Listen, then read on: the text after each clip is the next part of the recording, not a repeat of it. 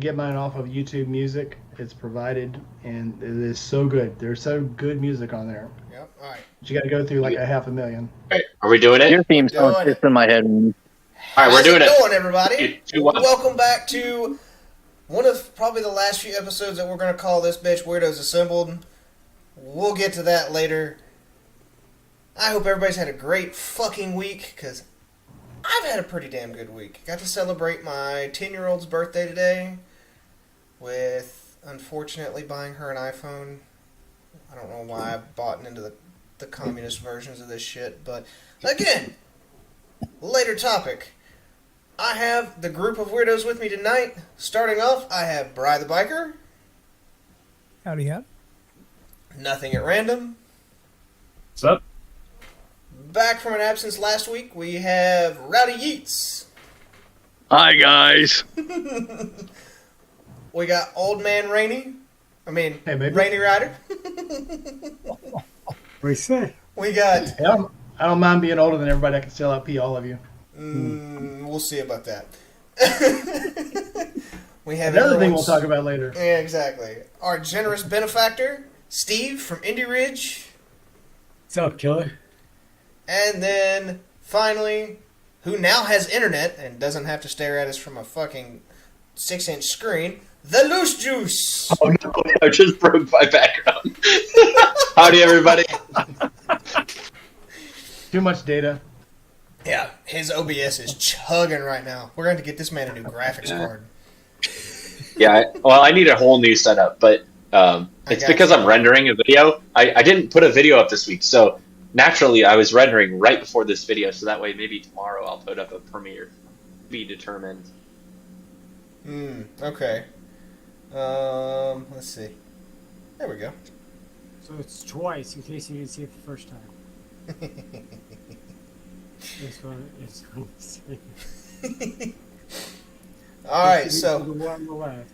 who do we have in chat tonight? Obviously, I'm lurking. We got Journey and Jerry. Bry's in there. Nara's in there. We got Julie Smith, one of the new recent additions to the Goon Squad. Jerry, Julie, AZDZ. I cannot get enough of saying that. I'm sorry, did you say ACDC? AZDZ. Yeah, see? ACDC, yeah. We got Casey in chat. Dry Heat Doug. Da-da-da-da-da.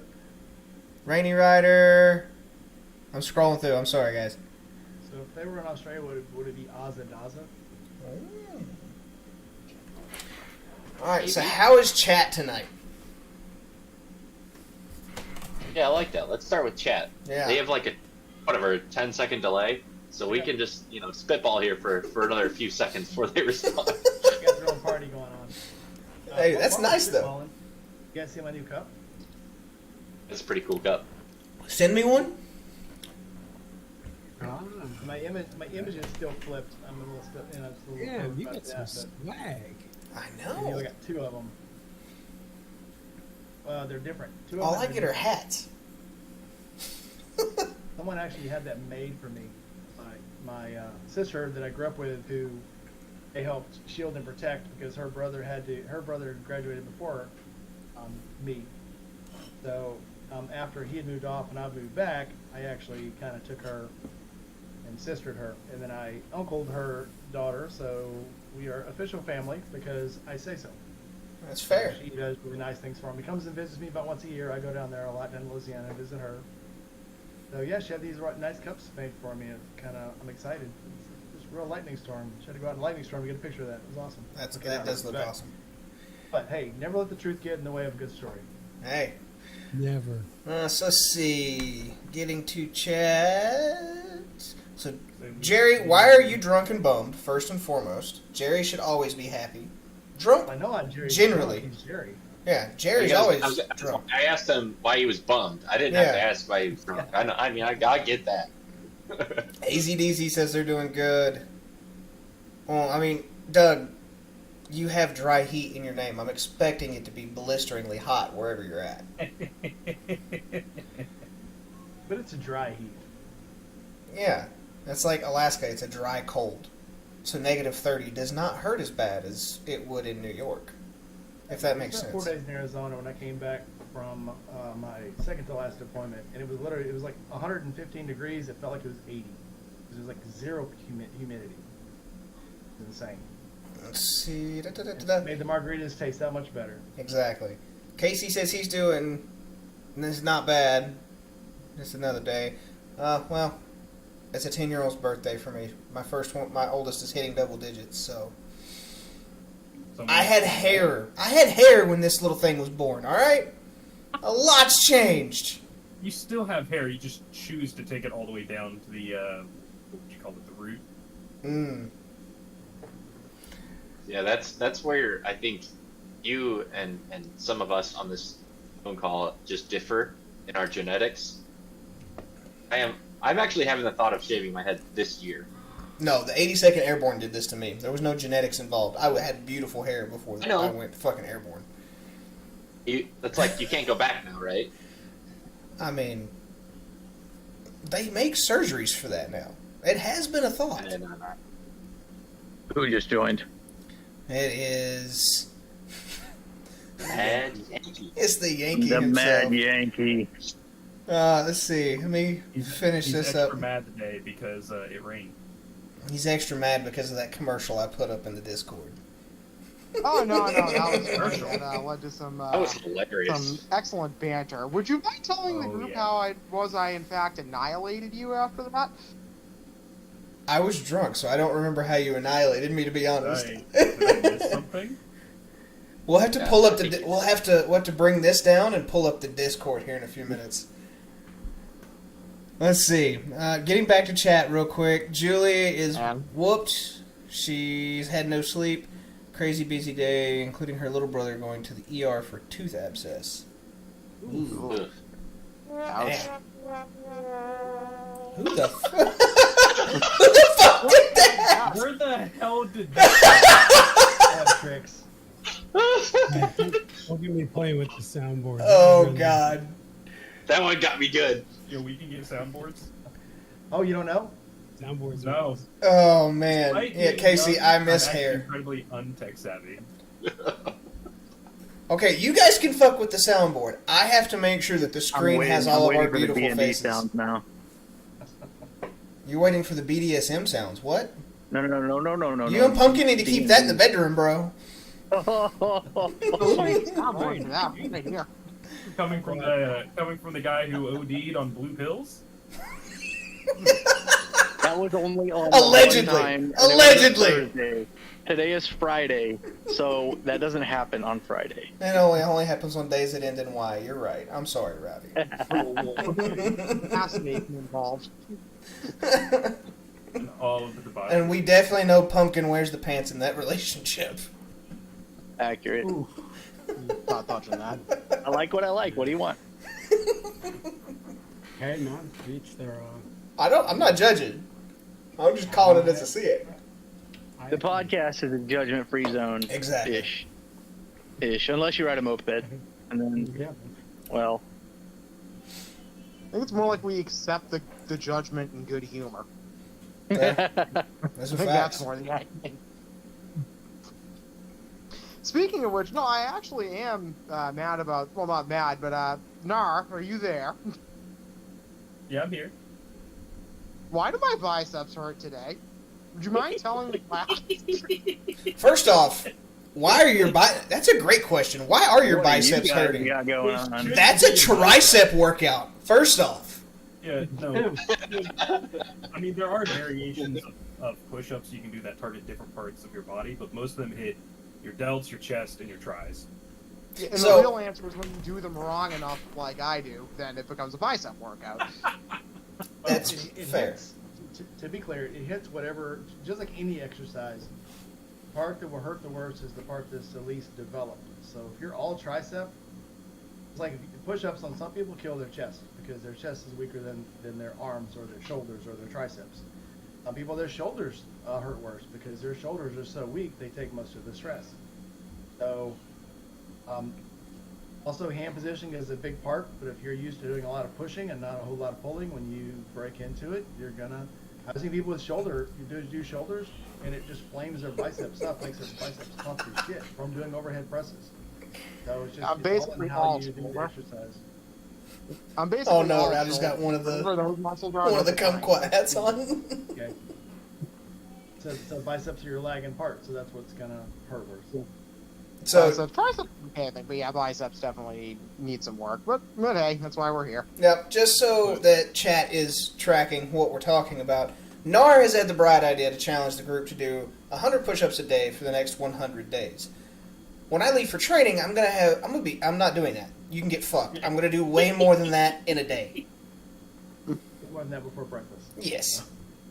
Well, for a vast majority of us in most of the motorcycle discords that I'm part of aren't in the same physical conditions and able they don't have the same physical abilities as a handful of people present tonight because they're not working out an insane amount and doing some. I was about to say, aren't Steve paid could to probably protect crank our out more than I bodies. could. We are accountants and we are systems operators.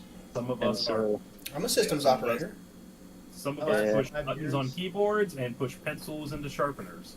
My last 5 Yeah. years have been skating on what I did the 20 years before that. So there you go. To be fair. So I have a great motivator for you. The next time we meet up, we're going to do instead of a CrossFit, we're going to do we'll call it Moto Fit, Rider Fit. We can call it whatever we want to. I like biker fit. And we'll do a WOD. Will there be drinks involved? Yes. Protein powder and energy drinks, not the kind you're looking for, Rowdy. No. No. Let me tell you what, after No. you do a 10K, after you do a really long run, like a 5-mile run, best thing you can do and drink at the end of it is a full-bodied beer. I'm not shitting you. Anytime I've been in a marathon or a half marathon, at the end of it, they've had draft beer. It makes it so delicious, but it's actually good for your muscles because it's carb loading. But see, we're I guess we're Have you ever done a 10K and at the end they give you beer? fair warning. We're doing the 10K at Goon's pace. No, I don't run. If I have No. to drag you, Nar, I'm not Wait a we in minute, this wait a minute. agreement. You tell you what, rather than drag me, I'll be your rucksack. that works. I just remembered a term. I just remembered a Hey, term monkey. that was coined last time I was deployed. Monk, Jam. Rainey gets juice. I call dibs on Aaron. Well, last time I was in Kuwait, they termed this coin called the airborne shuffle. And it's because the airborne guys are used to carrying so much shit they barely pick their feet off the ground. So Yeah. barely move their feet when they run, and when you run with these guys in formation, it's like running with a bunch of old ladies. Yeah. Not that they're not moving, and they can run, but literally they're picking their feet up like an inch off the ground to move. They're not taking these huge, runner strides, these huge, marathoner strides. They're barely moving their feet at all, and their pace, instead of being like a 30 to a 36-inch stride, they're taking like a 24-inch stride, sometimes less. Yeah, but we can fucking get Just somewhere. because but it's because they're used to carrying so much weight, you don't want to spread your feet apart too much. You don't want to pick your feet too far off the ground. Oh yeah. I'm already tired. Well, you got to They can think, move- They can move and they can go forever, but they do not do it very fast. especially when you're in an Hey, roll aircraft 20. and you have your Roll 20 on rucksack that. attached to your hips and it weighs 120, 130 pounds. There is no walk to the door, hand off your bullshit, turn and jump. It's walk to the door, hand your shit off, turn and fall face forward out of a goddamn airplane. It's what we refer to in the Navy terms. We call it low speed, high torque. But Juice, were you just rolling an athletics check? Is that why you were holding up the dice? I said I want to roll an athletics check on that. See if I have to do this. You know what? One. I still have a set of air One. items. I believe in I still have a set of air rubbing off on items. Juice. I'll rig my ruck up and I'll let you guys attach it to your hips. It's a 16. I should lie and say it was a 6. you roll a 1, you get to run at my pace. I If don't you roll a run. 1, you get to run at Steve's pace. I'll hop on a cycle. I'll take that Cycle challenge. alongside you guys. I've actually been doing 2 miles a day in the mornings, each morning up the hill behind my house here. I'll take that challenge, Mike. I'll run at Steve's pace. Steve, are you a runner? Is that what you Yeah, do? are you going to run it in Steve's garb? I'll run it in fucking. Let's see what. Skate, Comanches skate and- deck and I'll run it in Comanches. Comanches skate and- deck and Comanches. Nothing else. Okay. Dude, let me I'll tell you, run it in the Comanches are actually- What are we gonna call that? What are we calling that? The Indy Mile? The Indy Ridge Run. The Indy Ridge Run? You get a skate deck and a pair of boots. Go for it. Put the boots on, the gloves. I'll even wear my helmet just for a laugh. Boots, called helmet, the, skate deck, nothing else. Yeah, I it's called I the, think I've just changed our challenge. that's called a park ranger. So the military does once a year. We do this thing called the Silkies Run. I love it. And you can do it. You're supposed to do it in a t-shirt, silky shorts, which are basically our little booty shorts, and combat boots. May or may not Most be people wearing do it in those right combat now. boots and silky shorts and nothing else.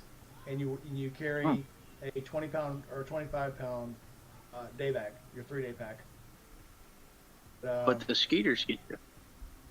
The skeeters got to catch you first. Got to catch you. Stop moving. The skeeters won't bite you. That's something I learned a long time ago. They only bite you when you're in formation because that you're easy pickings. Go for the slow Skeeters guys. aren't that quick. Now, deer fly, on the other hand, are fast as fuck when they want to be. You know, Horse flies. Holy Little shit. Bane you know, of my I existence. think all of this talk about specific attire or proposed ideas might segue pretty well into the topic I believe I suggested for the night. There's a topic? Why was I not tracking this? Yeah, I kind of threw out the suggestion a little bit earlier today, but also still very much last minute. And my suggestion complete for the topic. Complete sarcasm, by the way. I know. How do you choose your gear? You know, what do you use? What do you buy? What would you suggest to people? How do we want to What's on sale? Whatever Steve sends to me. Well, I was about to say, I will refer you back to this week's video at around the, I don't know, 24-minute mark. I wear a helmet, IR gloves, and IR boots. After that, I'm pretty much fucked. Right. Now, some of us wear very little gear. Other people here wear a tremendous amount of gear in comparison. I hate to point this out, but some bastard was a traitor today. Wore non-Indie Ridge gear in their video. Oh, that wasn't today. That was like 3 weeks ago. Yes, how long have I been giving you free shit to wear? For about that long. And I wear it all the time, but I couldn't find my IR gloves that day. And I found them at a gas stop when I threw some soda into my saddlebag where those gloves were kept. You're under no obligation to wear, promote, to we know. do We anything. know. It's, You'll just be excessively bullied by the rest of us. I'm used to it. I've been riding in dollar store Crocs all summer. Whoa, I only go like 2 blocks down the road, but Most accidents happen within 5 miles of your house. But I've been being bad this summer. On the way home from work, I wear my little play sleeves and that's it. I mean, I wear my gloves and my helmet and shit, but it is too hot for a jacket. Damn right. It's hot. well, I guess we can 107 down here. It sounds like we all agree though that at minimum, for the most part, we wear a helmet, gloves, and boots. That's the 3 bare minimum components for your average safe rider. Yeah. Yep. Chat, what do you think? Long pants. I did ride all the way to Chicago with no gloves, and the sun was the biggest enemy. I came home and my hands, I look like a lizard. Why did you not take? I would. Yep. Because all I had was cold weather gloves. I You should have told me I had 2 pair of the sports gloves. We could change that. You stopped 4 miles from my house. That's true. That is factual. I was in a hurry, and I still missed my deadline, and I got in trouble at work. It's been a rough summer, guys. Like, I thought I was gonna have a better time on that trip and stuff. Work's been being kind of an ass. Yeah. Well, then, today it's been getting better. I mean, a lot of it's on me. You know, if you don't actually request time off or request, travel and stuff, it's your fault if you get in trouble. So it's on me. But it is what it is. It's okay. I goofed up this morning. I talked to my guy yesterday. I was like, so I'm gonna do PT and then I'm gonna dip to spend a day with my daughter. He goes, yeah, that was fine. Well, at least that was my interpretation. That was not what we apparently discussed. So, whoops. He assumed you were going to put in all the paperwork and stuff, right? Before you No, dipped. he assumed that I was going to do PT and hang out for 20, 30 minutes in uniform and then go home. that sucks. No. Whoops. All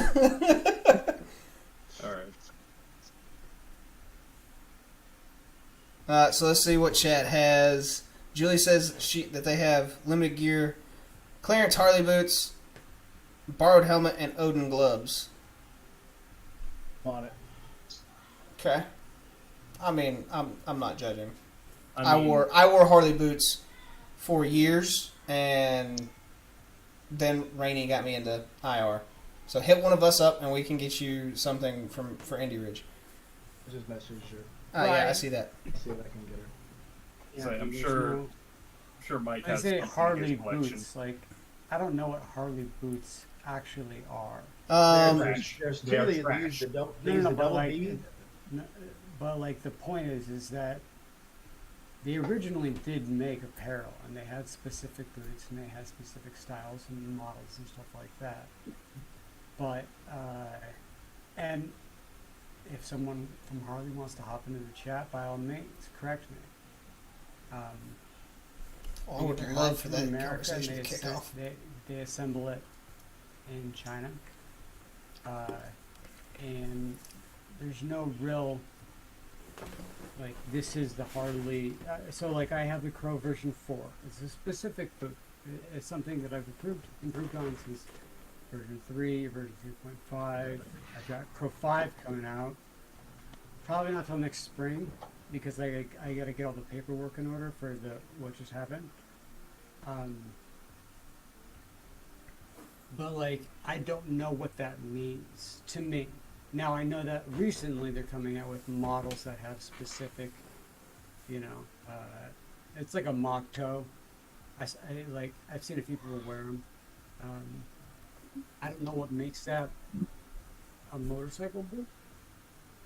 Personally, Because so that's the label it is.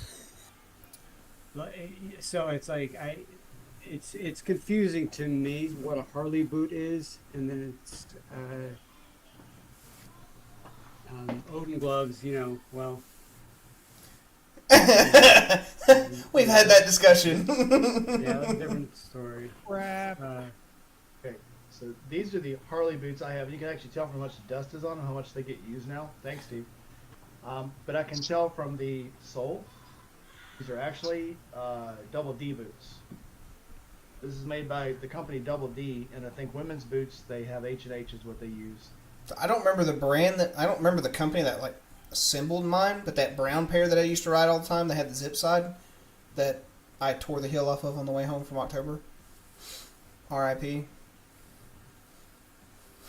I don't know what this translates into English, but it says Fabrique in Chen. China. So if they want to sell that Kidding, in, it's Chinese. so they include all those other languages. Like if you want to sell in Canada, you need to have a French translation on your garment. So Chin, I guess, is China in French.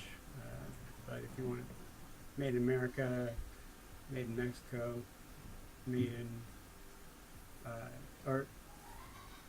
like our t-shirts are made in Guatemala, so I have made in America, and I have Fabrique in Canada or whatever. Julie, That just means what they mean. sorry, I'm answering some of the chat's questions. For a full face helmet, everybody's gonna have different opinions on what to get, and like it depends on your price range. Because I know you say you're saving up for it. I snagged the new Scorpion Covert FX because they're only like $245, something like that. But And it's the new full face version of what looks like, what is it? I can't think of the name. The Built Well something. lane splitter. Yeah. That one, and the one Chase has. Yeah, the lane splitter. Say for my opinions when it comes to helmets, especially for someone who is new into the riding scene, who hasn't had gear yet, and is looking to get their gear, the helmet is definitely something that I think you shouldn't cheap out on, because it is ultimately you are going to get what you pay for. And I personally think that you need more than just the typical, in the US, you only need DOT improvement on most safety gear, especially with hard hats, helmets, and things of that nature. I won't get a helmet that isn't at least ECE 2205, or what is it now, 2206, I think. I won't go anything less than that on the safety rating. I know. Watch Fort9's video on how they rate those helmets. You will realize how worthless those ratings actually are. They are very specific ratings on very specific things that actually aren't things that actually happen to the motorcycle or happen on a motorcycle. Yep. So I know I know DOT is trash. Yeah. Snell tests for very specific circumstances. And I'm trying to think of what this one's under. I'm tethered right now. Snell and DOT are probably the best ones to go by, because when you get into these ECEs, they basically just rebranded other tests and called them ECE. It's not really, not even there. ECE sounds cool because it's a newer term everybody's using. It's not really. It's basically the same testing they used to do. They just rebranded it and changed from like foot-pounds to Newton meters, and they really didn't change anything. It's not really getting anything else by it.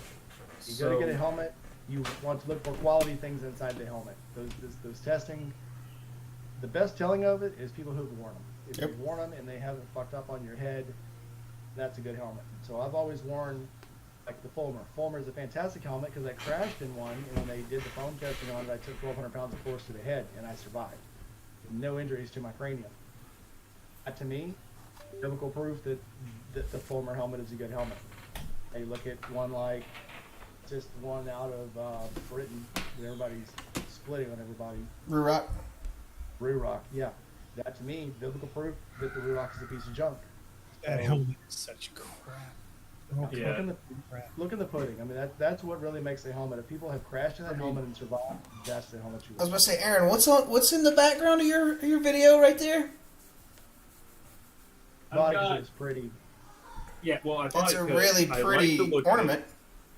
I like the way it looks, because I do think that, yes, the Ruroc Atlas helmets are very stylish. That's the only benefit of them. They are stylish. They have a lot of selections. They have a lot of custom. Like right now, they just came out with a bunch of Marvel. I think this is Marvel, and they come out with a lot of Marvel, but they also come out with a lot of DC. Funny because they're very cartoonish.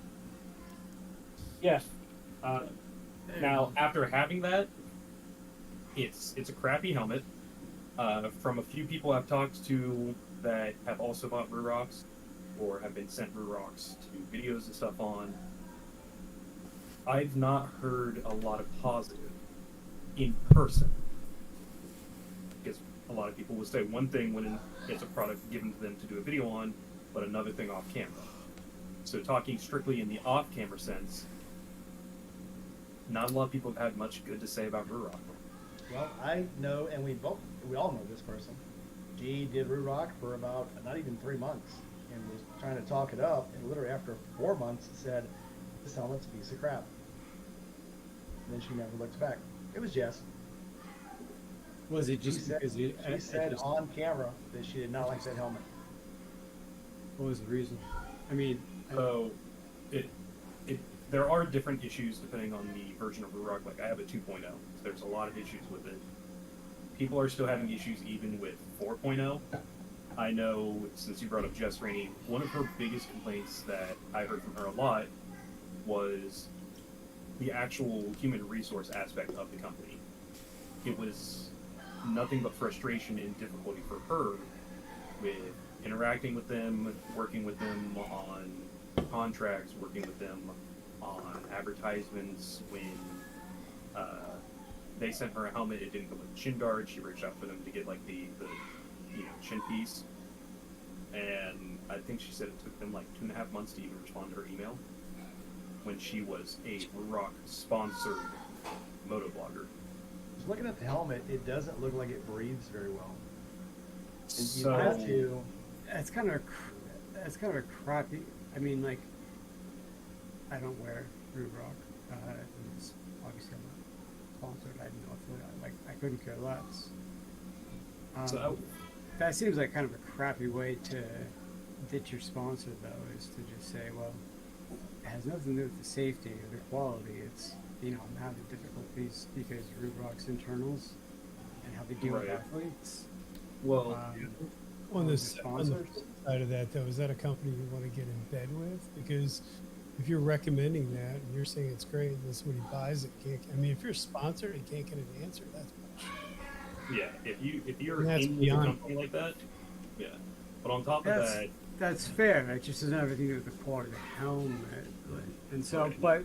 but that might be an indication of their customer service, their return policy, any of that. So, So- I don't know what kind of. I return- disagree a bit because, like, your quality is good because you answer the phone. well, I think all of And it's so, important. I mean, like, if Ruroc cared about their customers and they wanted to develop a quality product, they would listen to the feedback from their customers. Yeah, I just had that this morning actually. The think the Night biggest 3.0s. The guy called me. Very nice guy. He just wanted to tell me that they were a little slick. He was riding with some on some wet pavement, road wide. Loves the boots, but they were just a little bit slick. And so, that composite of rubber that I used for that sole is an earlier version than some of the later stuff that's come in. But it's good to know. Because we just had a lot. I talked to her for like an hour ago. Okay, well, the pros and cons of rubber composite, and okay, well, exposed teeth versus recessed teeth. But it was a good piece of feedback because it took a brain here.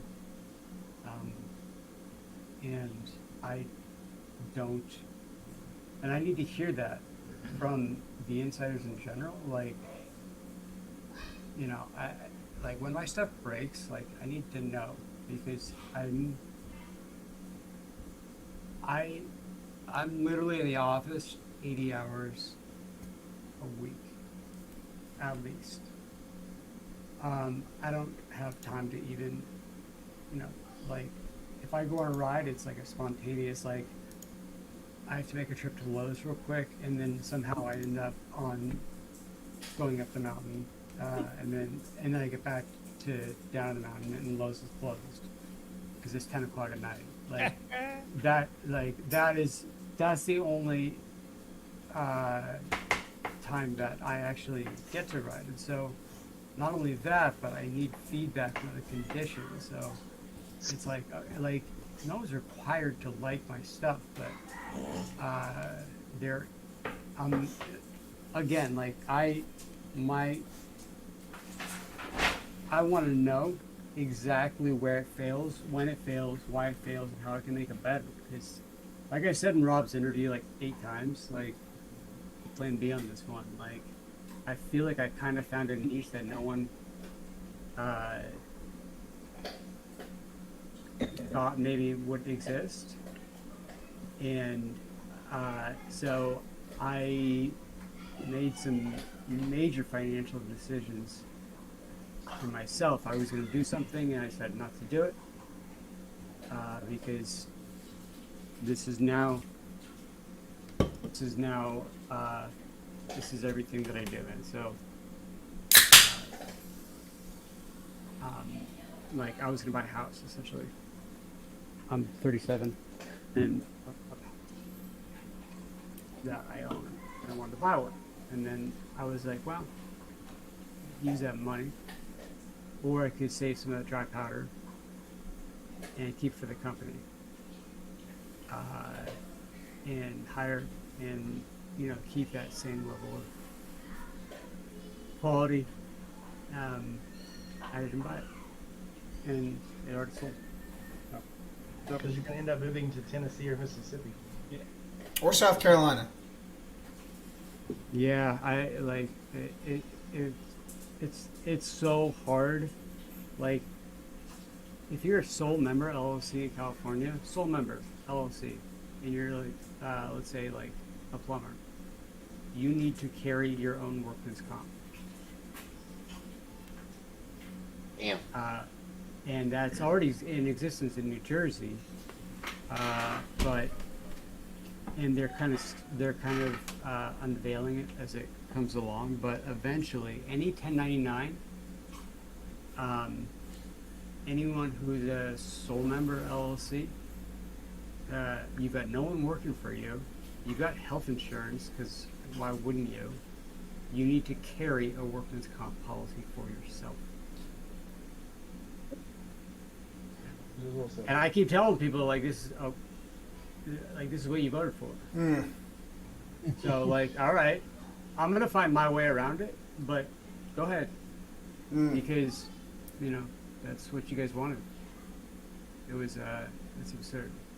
But going back to the gear, Yeah, so since we're kind of targeting Ruroc right now, which is fine. We have an actual example. I own this. I've ridden with it. I do have some of my own issues with this. I was supposed to have tried it and have yet to get around to it. I had it with me, you were busy, good. but things happen. That's fine. There will always be another chance. This will not go away because it's a nice little pretty thing to sit on that shelf. The clicks, the I don't know what the hell you call it. What attaches the cheek pads to the inner liner of the helmet? The snaps? The snaps, yes. Words are hard. In this, are terrible. I believe it's my right cheek pad, this entire cheek pad, constantly will come out of the snaps. I've been riding down the road. Your right and nut cheek comes out? Yes. The padding comes out? Yeah, like this padding here, if I tug on it a I little thought bit. you were talking about like the strap or something like the No, hardware. the padding, the entire cheek pad, especially this back part right here, the snap doesn't snap at all. Like, Not there have Not been to- several times. I'm sorry, go ahead, Roddy. Not to stop complaining about Ruroc, but I rode with Sadichi to Chicago, and my side pad on my left side ripped apart. It's fully shredded at this point, and my ears were bleeding by the time I got back. But, like, it just, I don't know. Maybe you shouldn't put a helmet through that, but, I mean, that's not that long a ride. Oh, I mean, it is that long a ride, but, like, I should be able to get more than one of those out of a helmet. Right. And that's Yeah. so- I would have Right, tossed. you should have, like, I would have tossed you one of my other helmets. I think we wear the same size. Yeah, I know. I should have seen all of you. Like, I hate that about the fact that I did that on the trip. Like, I haven't posted any content because I don't have any. Like, I was in a hurry to get there for work and come back home for Emily, and it didn't happen. Like, not as fast as I wanted it to. So, just live and learn, you know? Yeah. But, yeah, anyway. People give me Well, shit that's- about yeah. my storms, and the storms, I put probably 15,000 miles a year between the two bikes on a helmet, and I buy a helmet about every year to 18 months. So I wear them year round. I wear them in the winter. I wear them in the summer. I sweat all over them. So about every 12 months to 18 months, I change out helmets. They have given me zero problems. I have zero problems with pin locks, zero problems with, and they're all modular, and I have zero problems with the modular locks. No problems at all with those helmets. So Is that sorry you said? Storm one Storm. Oh, yeah, yeah. One, right, yeah. You'll give me shit because they're $100 helmets, but they work and they're good and they. It was give my me first zero helmet. I problems. enjoyed it until I broke it. I love Yep. it. How did you break it? Is it the helmet's fault? I or your lost my fault? temper. Okay, That was my fault. Not the helmet's fault. Who went on that helmet? So, but that's one issue that was actually very common with these Atlas 2.0s, is that the snaps would just not work after a little bit of use. I noticed it originally.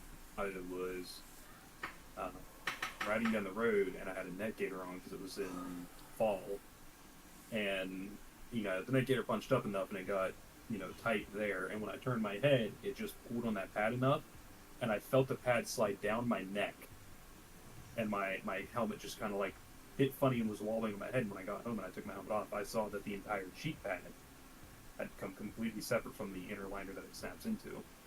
The only thing keeping it in there was the strap. So AZDZ. Those quick release pads. Those are the emergency release pulls for EMS. Right. Those snaps are made to fail. You're not supposed to ever release those unless you're emergency releasing the pad. Once you put them in, they're supposed to stay in. Right. But this, I never took the pads out. This was before I ever ran a Senna in it. It was before I ever hooked up a camera to the helmet. This was when this was still a helmet without a camera, a helmet without anything in it. It was just pulled out of the box, started using it. This was after about a month or two of use, because I got it halfway through the year I got the Rebel, and just so that. AZDZ is saying that they fixed that particular issue with the 4.0. Right, and this is the 2.0. So that's a very good point that I was going to get to. A lot of the issues that we're talking about with the 1.0, 2.0, and the 3 didn't get fixed with the 3. The 4.0 is when they decided to finally go in and start fixing a lot of things. And a lot of the changes they did also completely changed the fitment of their helmet sizes. So this is a large. With how they do the 4.0s and the 5.0s that we know are going to come out here in a few more months for the early releases and stuff. Oh, God. You actually have to go up to... I would have to go up to an XL because of how they completely changed everything. Jerry, the reason Aaron's camera is so blurry is he's being secret squirrel about some bullshit and has the blur settings turned on. I have a really messy office, and I don't want people to see it. So I have something that blurs my background out, but it's also blurring because you can see my hands and certain things that aren't within... He's secretly flipping off everyone, just so we're all tracking. Yeah. I know with... Posted that he's been proud of. What was it? I think the 3.0 is one of the most common things I heard about with the 3.0s wasn't so much the snaps. It was an issue with ventilation, and it was an issue of the padding itself doing what Rowdy said his Ceviche did, of just fraying, splitting, and falling apart. That, I believe, was one of the more prominent issues I personally heard about with the 3.0s. Are they still popular? Because I don't hear much about them the way I once did. Rear Rock? Yeah. Yes. Part of the reason I think that they're not being heard about so much is early last year, they, as a company, they started pulling back and no longer doing contracts with a lot of people they used to sponsor and partner with. That was the only thing I didn't like, is that when they came out, like with the new helmet, it was 90 videos that dropped the same day. Yes.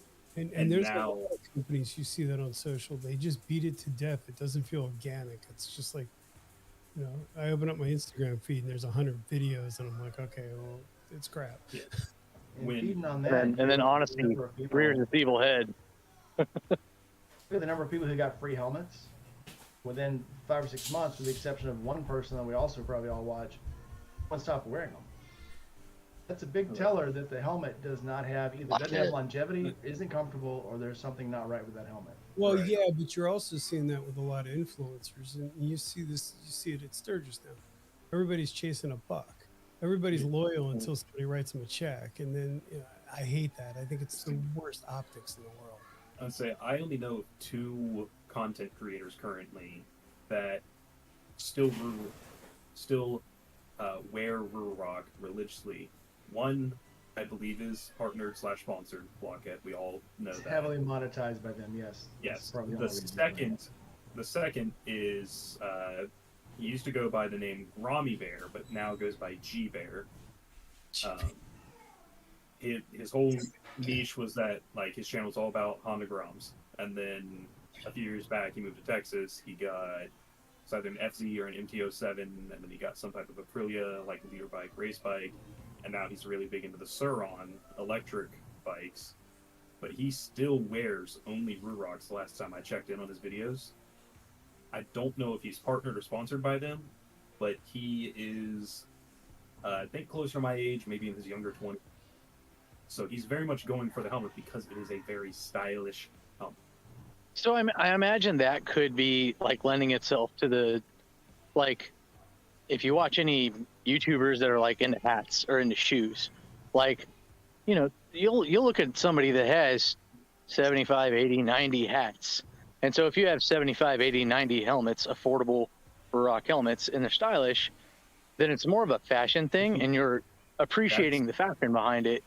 You're not going to take one helmet and expect it to last a year if you travel the country 5 times, you know? Sure, but here's the thing about So rock, maybe.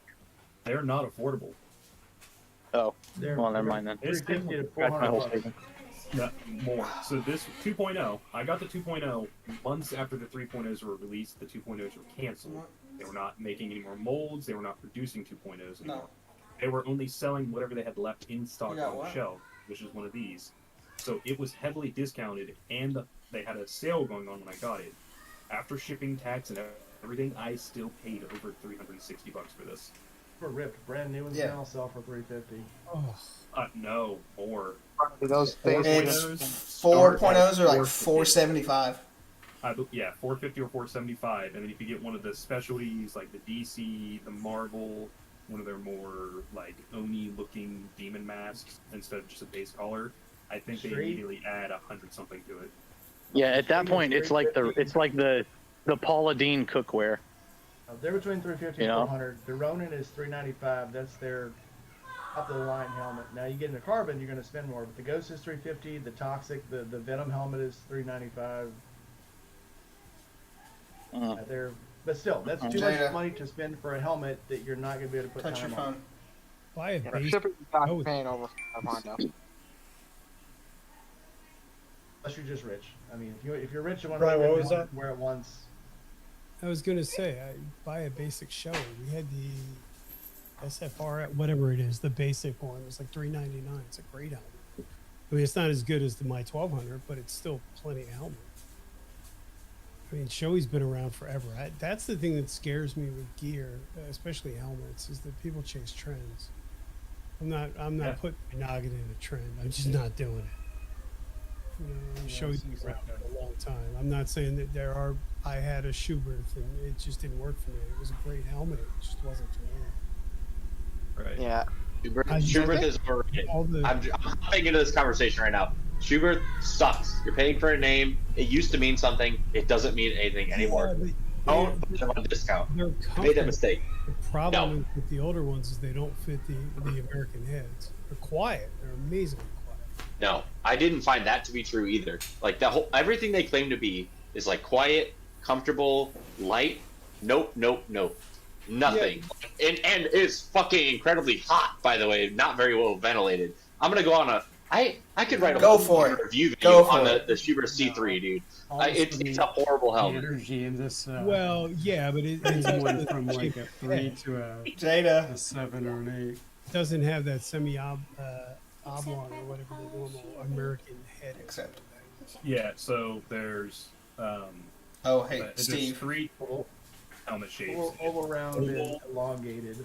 Yeah, Yeah. oval, elongated oval, and round. Your round is, I believe, more typical of your Asian-oriented body forms. Your elongated oval is typically more of a European fitment, and then your typical oval is more of us Western American individuals. It A lot of breaks that is- down to. Go ahead. Yeah, a lot of it is based on you have to have a top-down view of your head. Is where a lot of the shape of what helmet you necessarily need comes from. Because That's it why I can like be your modulars. size, but don't fit. I like the modular because one, it's easier to get my big fat head into it, but two, it'll close up around my head. So when you get a modular, you can actually, if you're stuck with a form helmet with a full helmet, your head, the hole in it has to be big enough to get your whole head in. You got a whole lot of gape here, so you need a curtain. With a modular, you can literally close it up around your head. So it's a lot more sound tight. It's more wind tight.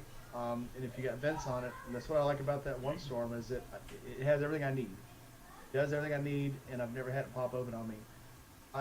My other favorite helmet of all time was a Bell. I had the Bell Mustang, the P51, which looks like Brandon's tank. but it was so hot, and it was very windy. It had a lot. It was comfortable. It was very comfortable. But once I got up to about 80 miles an hour, it caught all the wind. In the winter, I couldn't put it up under it to keep the wind from blowing up to the helmet. I'll say, of the 3 helmets I've had, of my HJC, the Ruroc, and the Sedici that I wear every day now, the Ruroc, specifically my 2.0, I think had the best airflow. It had vents all over the top. There's every black mark on the top of the helmet. Each one of these is just a vent all the way across. Did you ever motovlog in the helmet? And this You can helmet, see I the think I did. amount. I think I had 1 or 2 that I tried to make, but it was super dissatisfied with. All of the actual content that has been put on my channel has been filmed with the Sedici. Yeah. I worry, and I bet this would be the case, is that That's an incredibly noisy helmet. a lot of wind noise, yeah, because Yes. being a motovlogger, you have to balance that. If you want comfort, don't be a motovlogger. Because you have to have like a pretty tight sealed case there, and that's why I Yeah, think but you can do that. modulars really suck at that too. I'll say that my HJC was probably the hottest helmet I wore, and had the least amount of airflow, even though, and that was when I rode that, with that helmet, I never had any type of wind protection from me at any given point. Right. Now, I've noticed with my Sedici, I believe it's one of the different versions of the Strata 2, the helmet I got for free from doing that Iron Butt last March. Mhm. I've put, I don't know, almost 16,000 miles on that helmet since I've had it, a little over a year. I thought it had good airflow, I thought it wasn't too noisy, and I was super happy with it, especially because I didn't have to pay for it. It was gifted to me. It's, I think, right around the $300 mark for a helmet. But now that I have the ST, and I have all that wind deflection in front of me, it doesn't have great airflow itself. I've actually started to ride a lot more with the clear visor up and the sun visor down, just to get more airflow into the helmet because of how hot it is in it. But that's my only real complaint with that. I haven't had any issue with the cheek pads splitting. I haven't had any issues with the cheek pads coming out when they're not supposed to. I haven't had a visor break on me from constantly opening it up and down. The mechanism in it stayed fine, so I can't say anything bad about the helmet yet, other than it's hot. Right. What were you about to say? There's some really good audio plugins though. There's I use Clarity. Yeah, I mean, like, I know what you're saying. Road Reality does that. I mean, audio on a motorcycle is just a train wreck to begin with. I mean, to me, I'd rather have a helmet that's more comfortable and deal with it post than I would trying to make the helmet noise proof or soundproof, whatever you call it. Well, you got to think That's the honestly- that's why I the less noise that's getting in generally means that there's less air getting in as well. So you're gonna have, like Brian was saying, you're gonna have to find that balance of how much are you willing to deal with versus how cool you really want to be. I think it depends on the content you're trying to create, and I can't say much because I don't really create content, but I want to. But like, I love rally videos. I love hearing the engine from like 4 or 5 different angles. That just it blows my hair back, and I wish more of that was incorporated into just motovlogging videos. Like when you're getting on it, like if you had another mic just strapped somewhere near something that made some sweet noise, I think that would be cool. Well, see, some people And do if that. you could really kind of foley it in, it could be decent. Like some I people, edited my some video people already for do the that. Stunt show last weekend yet, but it had 2 FXRs and a bagger, a Road Glide, I think is what they were using, stunting on them. And they were all tricked out. Yeah, I'll get that video done probably maybe this weekend and get it up maybe by Monday. But it was freaking insane to have these 3 huge ass bikes running around, wheeling and stunting and peeling and popping the tires. And if you've never seen a bike, bike stood so hard that the tire exploded, and they do this every show. It's insane. Do you know who the stunt crew was? I do. They are, and I had them in my other, you know. Hold on. If you want to do 2-channel audio like that, DJI's setup does that. There's a guy from England that was doing that. It's really cool. He separated they record it in mono and they separate the channels out. But it's cool because it's in real time. So when you cut to the cameras, regardless of what you cut to, the audio is still the same. Yeah. When I have I'm to try it. I have a DJI setup. I just haven't tried it yet. So with me, where I'm using the one RS and the X3. I'm trying to remember, yeah, the X3 and the one RS. Like I record simultaneously, and then I just have to find that spot to where, like, some people do it. You'll see it in their videos. Some won't. Like they'll cut it out, but they'll do that countdown. It's like, all right, Yep. and everything's synced right here. Yep. And then I have both audios playing over, like, in my videos. That way you get more of the external sound. And the way I have the X3, like the 360 camera set up, is the wind is getting pushed over the camera from the fairing. Like it is popped up just a little bit to where, like, half the lens is peeking over, like, the edge of the fairing. As you can, like, if you've watched any of my shorts, you'll see it. But again, not plugging. I'm just using examples. But I have that audio running at the same time as the audio from in my helmet, because I feel like it gives it that more clear external vibe. Mm-hmm.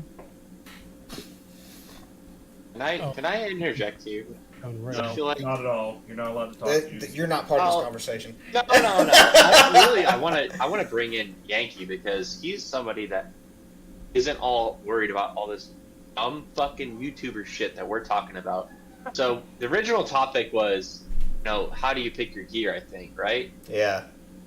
So, from your perspective, Yankee, as somebody who's not worrying about all this other dumb shit that we're talking about, how do you pick your gear? It's got to meet a couple of criteria. Does it actually fit my strangely shaped body? Is a very important one.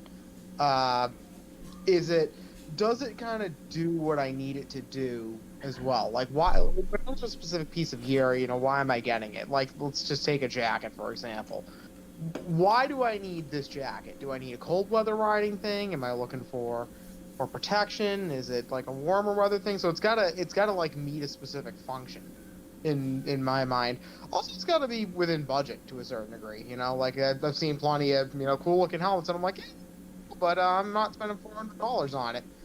And then is it comfortable? And then I'll just come out and say it. Do I think it looks good? If I don't like the way it looks, if I'm not into it, then I'm just not going to go that direction. Nothing objectively wrong with it, but it's just not my thing. My gear is it's sort of minimal compared to like a lot of you guys. I think I might actually be the only one here who regularly wears a half helmet. Yeah. In fact, it is the only helmet I own True. currently. Yeah. I am looking into getting a full face one for a couple different reasons. I would like to have it for longer trips in case the weather turns sour. That would actually be kind of nice. I would like to set up a comm system on one so I can actually talk to some people occasionally. And while I do not motovlog currently, that does not mean I have written off the idea of it. It is just simply not within my resources at this time to do. But it is that those options are all kind of floating out there. Unfortunately, I don't really, because I have no experience with them, I don't know a lot about, like, what the various features on full-face helmets are. Like, I know I was looking into, I think it was the Sedici Strata for a while, and, I was reading reviews, but they were like, it's good, but it doesn't have, like, the pin lock, and it doesn't have this feature, and I'm just looking at that going, I'm not even sure I know what that means. So I'm not sure what that affects, or anything like that. That actually kind of brings up a good point, talking about the pin lock. So a visor that has these, I can't remember focus, little nubs right here. And they're on the inside. Mm-hmm. They're on the inside, and they're like two little posts. And a pin lock is another thin visor that's really flexible that goes in and locks onto it, so that there's that air gap between your actual visor and it. to keep airflow in it, so it doesn't fog up. As much. It helps mitigate a lot of the fogging. You That's can not also really what get it is. No. That's a brand. The pin lock is actually the different ratchet locks. Or when you pull it down, it's either going to stay down, locked down, or you can actually put it up and stop it at different points.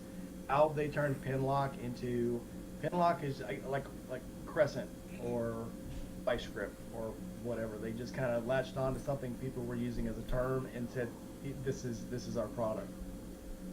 Pin lock is actually the ratchet parts that actually stop the visor from going up and down.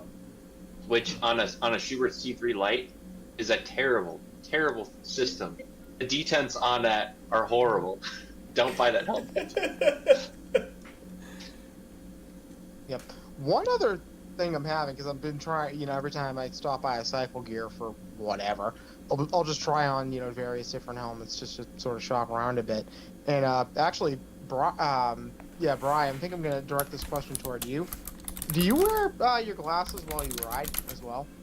I do. I wear the blue sunglasses you always see me in.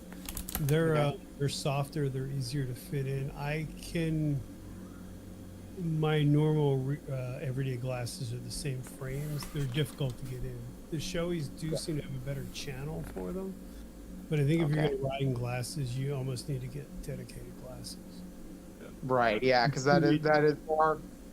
These I can't, and I'm sure you get the same thing. I can only see certain places, right? Like I don't feel like I have that wraparound vision that I have with glasses. Right.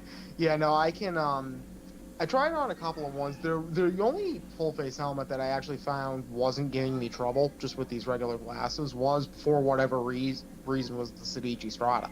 I find I could actually just, for whatever the way the pads work out on it, I could just lift the front visor and put my glasses on and off, and even put my sunglasses in there if I wanted to, which I thought was kind of interesting. I was really into, because I was trying on some of the bells, for example, because I was really into the way they look. The half helmets I have worn have all been actually bells, and I've liked them quite a lot.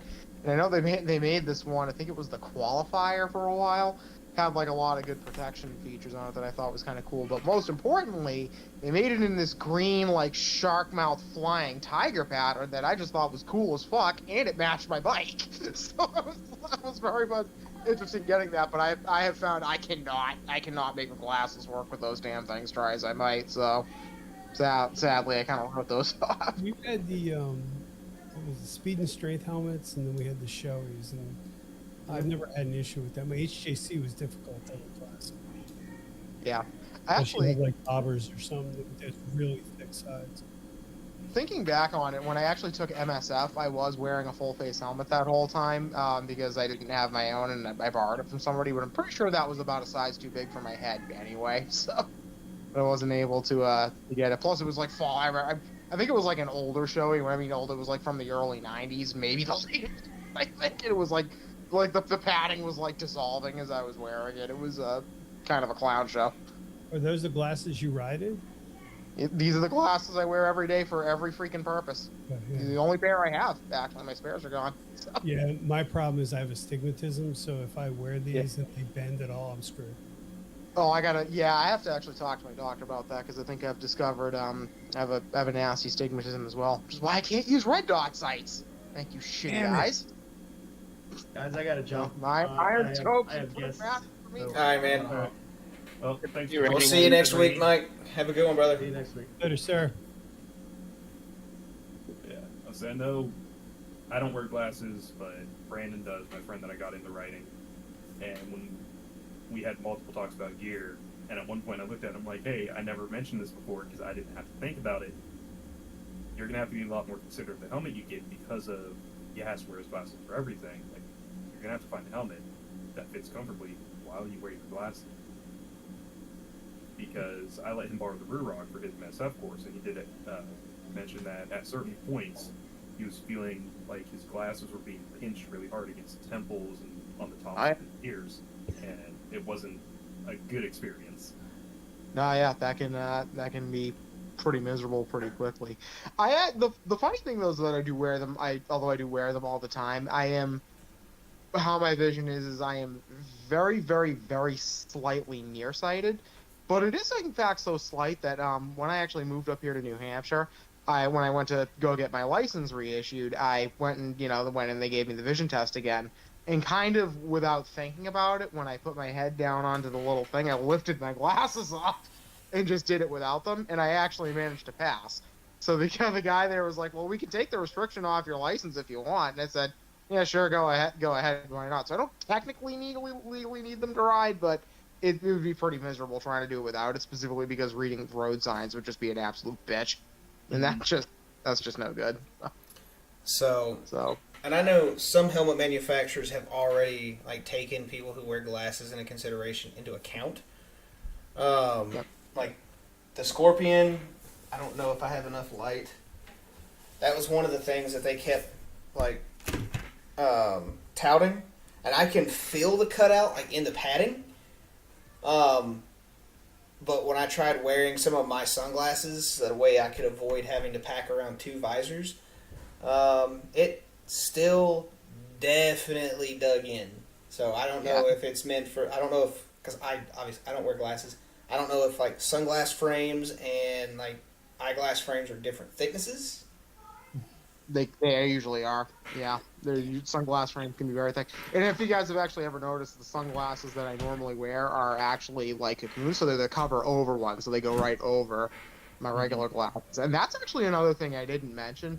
So one other issue I do have with my eyes is they are extremely light sensitive. So much so that unless it is like a solid overcast day, like dark and gray, I really, whenever I go outside, I have to have some sort of sunglasses on, or I cannot see freaking very well at all. I'm constantly squinting, like it is very bad. On the plus side, I can damn near see in the dark, but That's yeah, very useful for hunting and getting kind into of the a deer problem. stand in the morning. Yeah. Yeah, exactly. It's my parents always said I had very northern European eyes. Fair enough. Now, Goon, you Yes. did bring up a very good point about your visor. You have a tinted visor on your helmet right now. So, as I've brought up in the couple videos that I've already done on the Scorpion, and the videos that you guys have seen me do on the LS2 Horizon, the what was that piece of fucking shit from Icon, the It wasn't the one that Air had, Flight.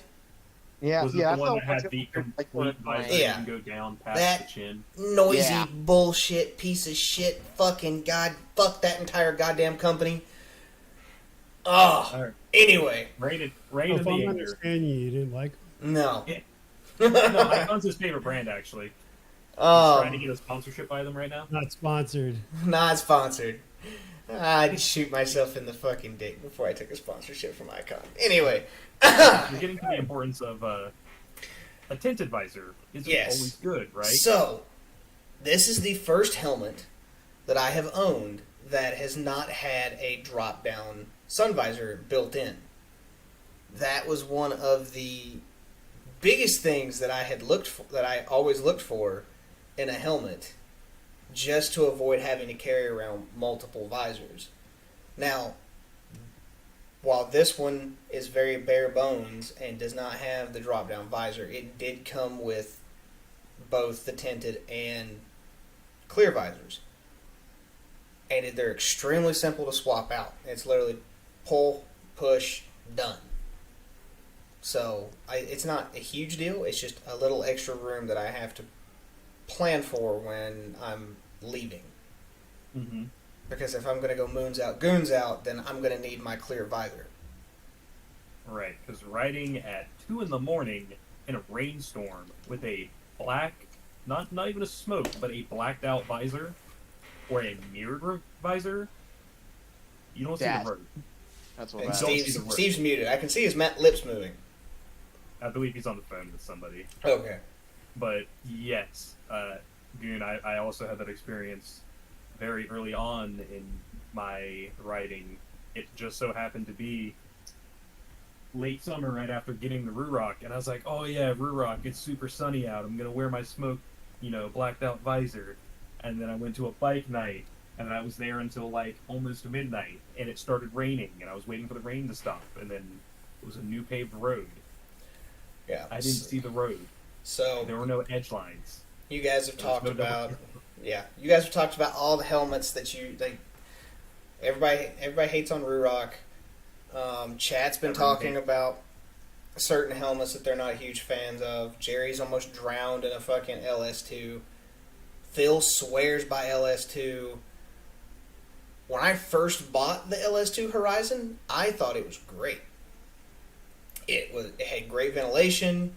Somehow managed to balance the noise level so it wasn't god awful even in Mexico doing triple digits. But as that helmet started to break in and actually, settle, it went all to shit. Real quick. For a $120 helmet, I thought I had hit the fucking jackpot, but no. LS2 and Icon. Now my HGC, on the other hand, it still gets my seal of approval. If I was not going to get another if I was not going to get another Scorpion, then I would have gotten an HJC. Because the HJC actually was with me when I got into my first real on-road accident. Same. My HGC on the floor behind me, that's the first motorcycle helmet I got. That's what I went through the course with. That's what I wrecked immediately after getting my license with. That's what I continue to wear after the wreck because I was a broke, fresh out of college kid who had no money and was like, that's still fine, right? See, I agree. I agree with Dry Heat Doug. Icon's like that girlfriend that gave you herpes. No. Damn. It's Okay. a shame that, kind of going back to talking about specifically HJC, got to make that very clear. It's a shame Sydney isn't here because I believe that's what she wears and the brand that she personally, I think, I don't want to say has a brand Not on loyalty the first to, day. but sticks to is HJC. Yeah. No, my HJC protected me when. So I was sitting at a red light in the straight lane, but I was more towards the left side of the lane, Mm-hmm. and you would think in the South, people, and this I'm gonna get ribbed for this one. You would think that I bought a truck. It needs to stay at stock height or go this way. Or, well, some people go this way too. They need extra. Never mind. We're not getting into that. I don't need that evil on this channel right now. But for some reason, this individual had decided to squat his truck. It was an F-250, and he still had the wide-ass tow mirrors on it.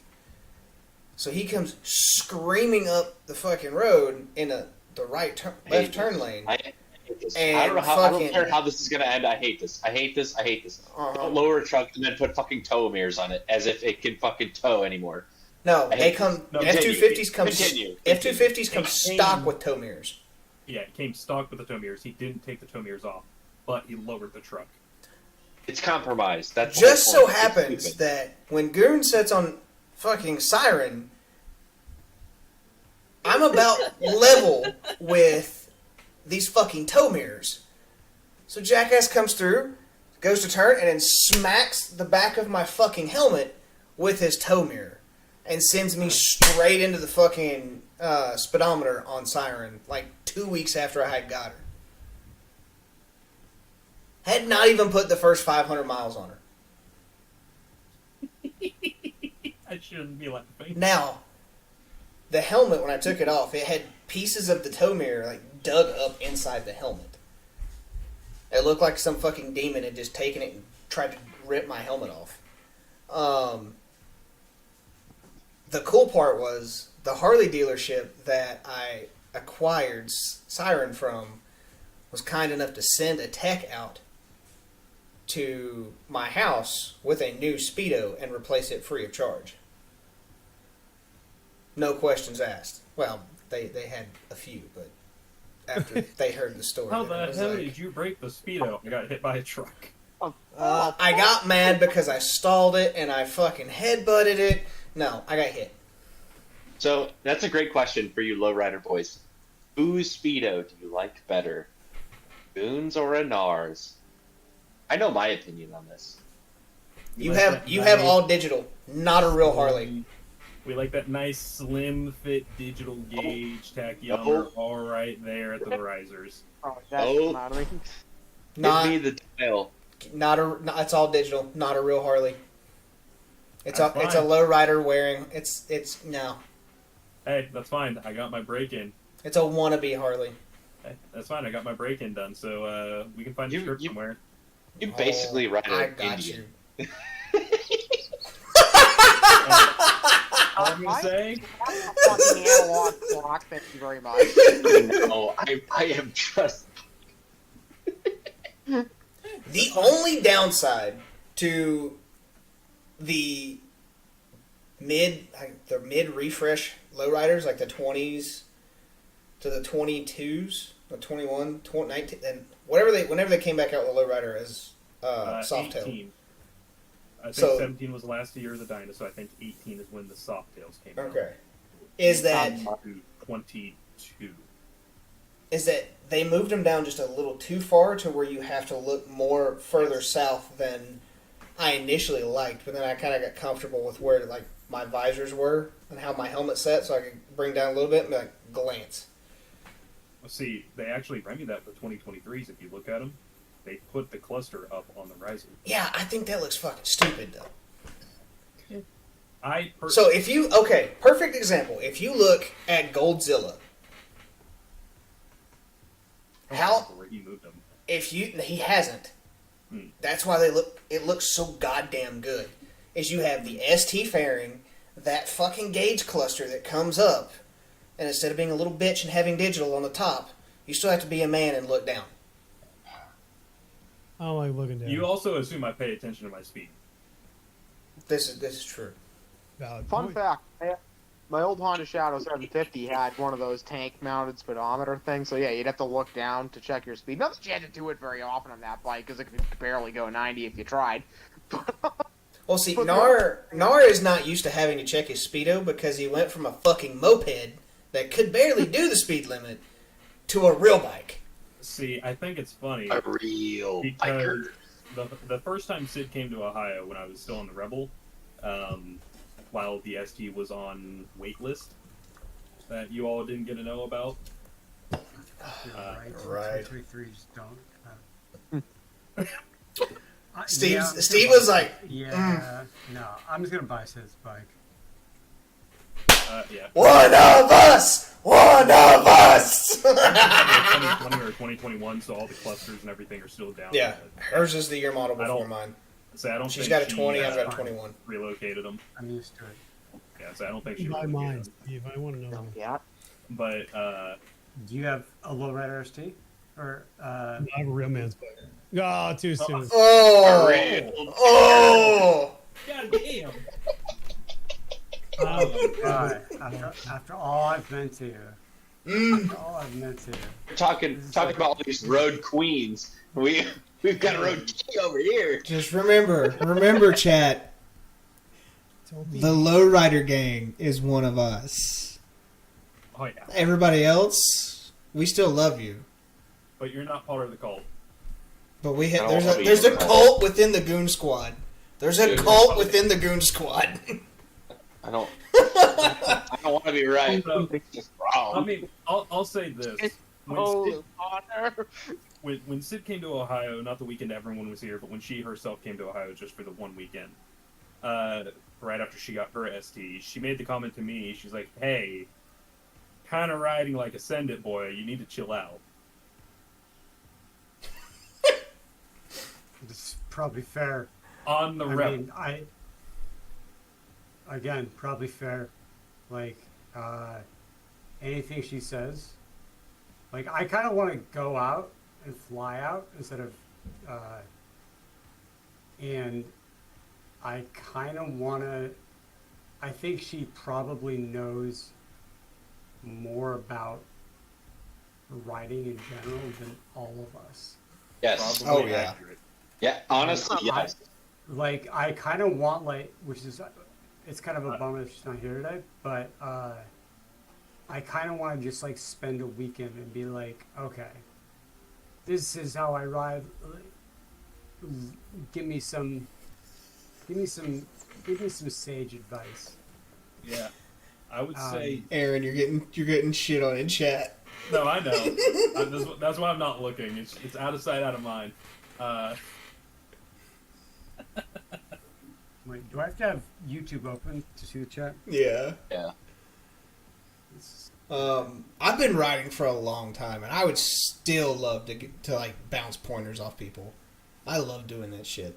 No, I really, now that I have the ST and I can actually ride proper with people and not be completely left in the dust, I Still outrun your definitely ass. want to start. 3 extra cubic inches, that don't mean shit. Not until I learn how to use it. Not So until you I learn think how the to thing ride. with Sid, if we're gonna go back to Sid, She's a very Is- skilled rider. not only is she a very skilled writer, she's within like a year of my age. Whereas like somebody, I'm just gonna throw out somebody that's not even no longer in the chat room, Rainy Writer, like somebody that has a lot of experience Far but left. is notably older than me. Whereas Sid is somebody that's just been fucking riding longer than I've been riding, and we're the same fucking age. Like that's somebody like I latch onto that so much more hard because I can relate to that a little bit more. And I mean, she can fucking haul like you have to ride with her to know. That's what it comes down to. But like Yeah, Sid and I have she been can really planning on ride. going on a couple rides. Because Yeah, we were after- planning on one at the Weirdos Assemble campout. We were going to ride back out that same road that we rode in when I actually got to come out to camp. Yeah. And just never we got should a do chance. timed trials on that. Oh. Y'all would smoke me, but like Oh! woo. Sent a little too hard there, bud. definitely can say that after the weekend at Jersey, following the group of everybody in the car, there is in fact a difference in rider skill. I think between Sid and most of the people here. 100%. And Namely myself. I don't disagree with that like at all. Nope. Watching how Sid and Eddie ride, I wouldn't be able to keep up. Not in those unknown Jersey roads to me. Yeah, they ride properly, I would say. See, we need to have a meetup They ride backward. fucking proper. And I'm gonna keep saying this until we actually have one. We need to have a weirdo goon squad, whatever the fuck that this is eventually going to become. I don't. That's a later problem. For the lowrider. That's gonna be the new thing. Everyone has to have a lowrider that can't be parked. No, I'm not. No, I like bike. I just really like lowrider. That's the end of that. I thought it was really funny that when he bought the Porsche 1200, I was like, I can't imagine you on that bike. Because he's like a big dude. And it's like, I mean, it's a great bike. It's a fun bike. I have actually the same year. Because I knew it was the last year that they were going to make it. And so, like, my Ford Ranger XLT 2011, which is a fucking You cherry drive car. a Ford fucking Ranger. Or fucking Ranger. It's a Ford fucking Ranger XLT 2011, the last year that they made it proper. All right, now that thing is so cherry that it is gonna hold its value.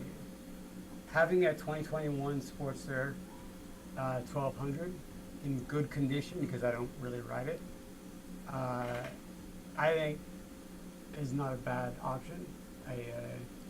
I don't know about the Rattle Can's paint job, but it was I just thought it was amusing. I also flew in leather, the same leather that I used for the Apache boot to construct the actual seat that I make my boots out of. So I did a lot of stuff. I just thought it was funny.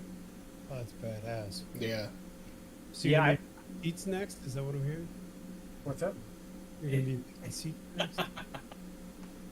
Well, I have an upholstery Make a guy. Comanche seat to match my boots. You'd be my BFF. Not a seat, it's a saddle. Get it right. Oh! When it's leather, it's gonna be a saddle, Daddy.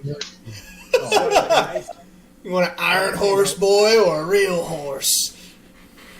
The nice thing about where I'm at is I've got Clint 2 doors down, works on all my bikes.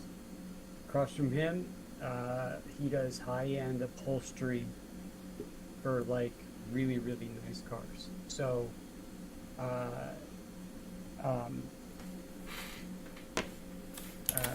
when I bought my Dyna, it came with this Perla seat that was the stupidest seat in the world.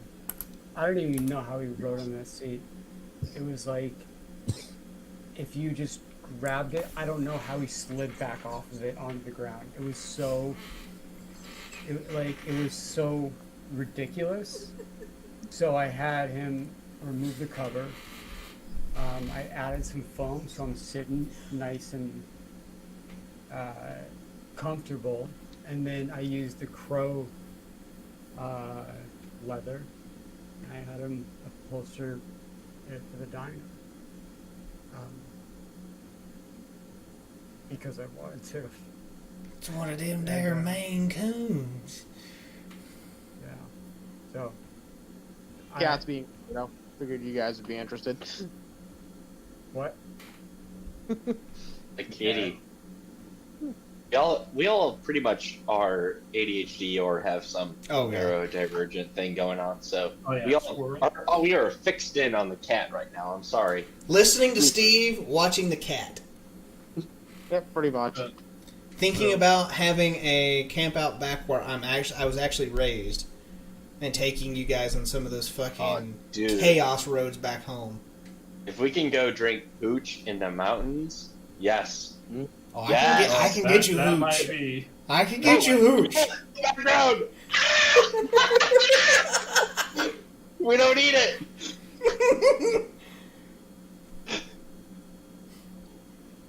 Do we all have fucking cats? Yeah. No. No pets. We got a dog. A ranger dog. I feel like I have there's like 13 animals. I feel like there's a high cat to dog ratio. And I think I kind of level the playing field. I have a cat and 2 dogs. So Rowdy has a fuckload of dogs. Along with my cat. And pigeon. I had a warehouse cat that was supposed to stay at the warehouse. Stephanie was like, Stop cat. it was this like tiny little beautiful baby cat. And I'm like, all right, fine. It's a fucking warehouse cat. She'll stay here. And then now, of course, she lives in my house. So She's a cute cat, though. she is a cute cat. She's one of, I don't know if she's one of my 6 pictures on Instagram, but have we moved on from the I just got the rap star. Please, for the love of God, I hope we moved on from the topic. Like, let's get to the fun part. I need to drop. I'm too loud now. Alright, So, you Later, dudes Rowdy. have a righteous evening, and we'll catch up with you next time. Alright. We'll talk to Alright, you we'll soon. see you around here. Later. So Juice brought up a good point. We should get back on topic and talk about it. No, Fuck the topic. We're done. No. So, I actually have a quick interim topic that relates to gear, t-shirts. Goon, like, I need to get a straight answer. Do you want the black and the green? Because you've got the black bike that I fucking spent like 24 hours tracing. So there's the green. oh wait, we're talking about the shirt. Yeah. So you've got the I actual called my black lowrider black. which is great. And then then you said, well, it'd be kind of cool to have like the lowrider bike, and it's like, okay, do you want that bike on a shirt? Because we're doing runs now. I've got Juices going, I've got Bry's going, I've got Ray's going. Okay. I've got GB's going. How much extra pain in the ass would it be for you to do Siren's outline as the bike? not hard. It's just a time factor. Okay. And what I'm doing is I'm having him send up a bunch of blanks as well. So we can do what we want, essentially, which is the cool part. So to get into America, got to have basically the heat transfer tag. It'll say, like whatever it says. Indy Ridge for the people. I think I put that up there in the chat, and it has the RN, and it has the polyester blend, and it has washing instructions. So to get in America, it needs to have that information. But blank T-shirts are fine. And a good friend of mine is an excellent screen printer that's right up the street in my old complex. So we can make small runs of whatever we want. So if you want to put yours off for a little bit, and kind of, give me some time, because, that did take a fucking long time to outline. That's fine too. If you want it now, on this run with everybody else's, where it's like, a little cheaper for me. Let's go with that route, just because it's cheaper on you. No. It's not more. It's like a couple $100 more expensive if we screen print it here with my friend up there. And to be honest, I'd rather give him the business because he's a good friend. He's, started his own business. It's growing. I like to support, people who plant their own flag and go out on a limb and do this. So I would rather have a lot of my shit printed here, to be frank. I'm just doing this because I already have their logos, and I made Juices awesome, and I'm gonna wear that everywhere. And Bry's I made even more awesome. Yeah. By the way, did you have I never saw it. Never saw the finished product. Uh-oh. Well, because I'm not done with it yet, Bry. Like, I had 8,000 things to do this morning. I had a full delivery of pallet racks, 14 high-foot pallet racks that were delivered that I had to unload with one other guy and then clean and assemble. It's 115 degrees outside. I'm sunburned, and I'm barely hanging on by a thread. So your art is going to get there when it's going to get there. Asking a question. Everything about this right now. Thank you. We need more of that, Steve. Steve, be that. Like, please, always. Tonight. Quote Steve from So- earlier tonight. It was No, here, like, and all of a sudden it went up. My boots tonight. This is bullshit. so all I love to do for you is just ride the bike around the top, and I'm just gonna play some fun stuff. You could try Breathe a Biker. It's easier. Who? Oh, you never heard that story. Never mind. Okay. Well, Hollywood thought it was Bree, not Bry.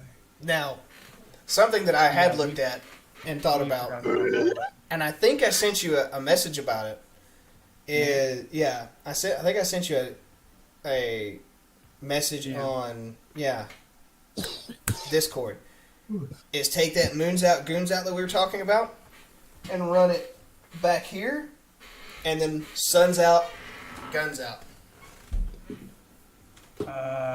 So Moons Out, Goons Out on the back. I mean, like, the point is like, if we do it here, like, with my friend up the street, he was actually said, this is how much, okay, so, not toot my own horn here, but beep beep. He said, how much for 2 colors for a screen print, for like 200 pieces? He said, for you, I'll give you $1. Fucking cheap. And I said, no, don't give me friend prices, give me real prices. Because I am not taking advantage of, because I know how hard this is. So give me real prices. His prices actually weren't that more ridiculous. So it kind of depends on like where you put placement. The good thing is I don't have to order like big batches in Guatemala and we can play around with whatever we want. That's the cool part. So, goons out, moons out, suns out, guns out. That might be a little much for me. I don't know if Okay, I wear that that's fair. shirt. But like we can, once the blanks arrive, like we can do small runs of anything. I figured that was a little much. Now that I'm sitting here thinking about it and like looking, no, maybe not. Yeah, that's a lot. Like, oh yeah, I also did red rums, and I'm also gonna do another logo for some people. But it's whatever works best for you. I would love to see either variant, to be completely honest. Well, the thing is, I think, I don't know. Do you feel like waiting for a little bit? Because it'll be a couple of days. I will be as patient as you need me to be, sir. Okay. Yeah, because I want to do yours right, and I want to try around with a couple of things. And I would like to have your low redders. Because on the black, it doesn't even show up. So we've got heather gray, we've got white, and we've got black coming. So I kind of want to play around with some of the colors, and I want to get that outline right. And I want to play around with how we do goon squad or just goon or whatever. So I don't know. This is more of like the fun part of the job for me. Setting up pallet racks in 110 degree weather or 115 degree weather. Not the fun part. But this is kind of where I get to, procrastinate on the real shit I should be doing. Okay, Juice has already beaten me to it, so chat, you guys, yeah, okay. Good job, What? Juice. You heard it here first. I'm keeping up with the chat is what I'm doing. I Somebody's gotta need keep up more with the alcohol. chat. That's what I need. Anyway, Water That's fine. with ice. later. Water? Later. Ah. Yeah. I have water. It also has alcohol and other things in it. There's Okay, so that was in that here was some- my that was my interstitial What are you doing? topic. Okay, well, it leads me into one that I was wanting to talk about. So, over the last week-ish, I've had a poll out on the YouTube channel for what, because we've been considering doing a name change. The reason being, and I've talked to some of the crew about it, Weirdos Assemble while yes, it does completely capture what we are, there is about 3 search terms across all of YouTube that even remotely brings anyone to the stream. So we're testing out different names, searching. I'm doing an ungodly amount of research to try to find terms that still hit what we are, but get searched more often, if that makes sense. So, first round of voting has already been initiated, and I think, what did I say earlier? They had won. Aaron, I don't have it in front of me. Two-wheeled social. Yeah, the two-wheel social show was the winner of that round. So that And one's why is that the winner, Goon? Because I think this one might need explanation. okay. So, if everyone will take out a pen and piece of paper and write out the initials of two-wheeled social show, you will get what? TWSS. SS. What does that stand for? That's what she said. Oh, Okay, so- weird. One thing that, and I'm not a content creator, but I do run a business, is what is the end goal of all this? Like, what are you guys legit, what are we? Because now I'm a part of it. Oh my Like, gosh, that's fair. what are we? No, I think I know you've got like a very like good practical standpoint perspective here. We're just like Because- still in like we're like 14, like oh, that's what she said. Like that's where our minds are at. But I would love to hear how we could probably tie that into an actual name that would make Well, sense. It'd so be, it's like, and okay, draw so- viewership.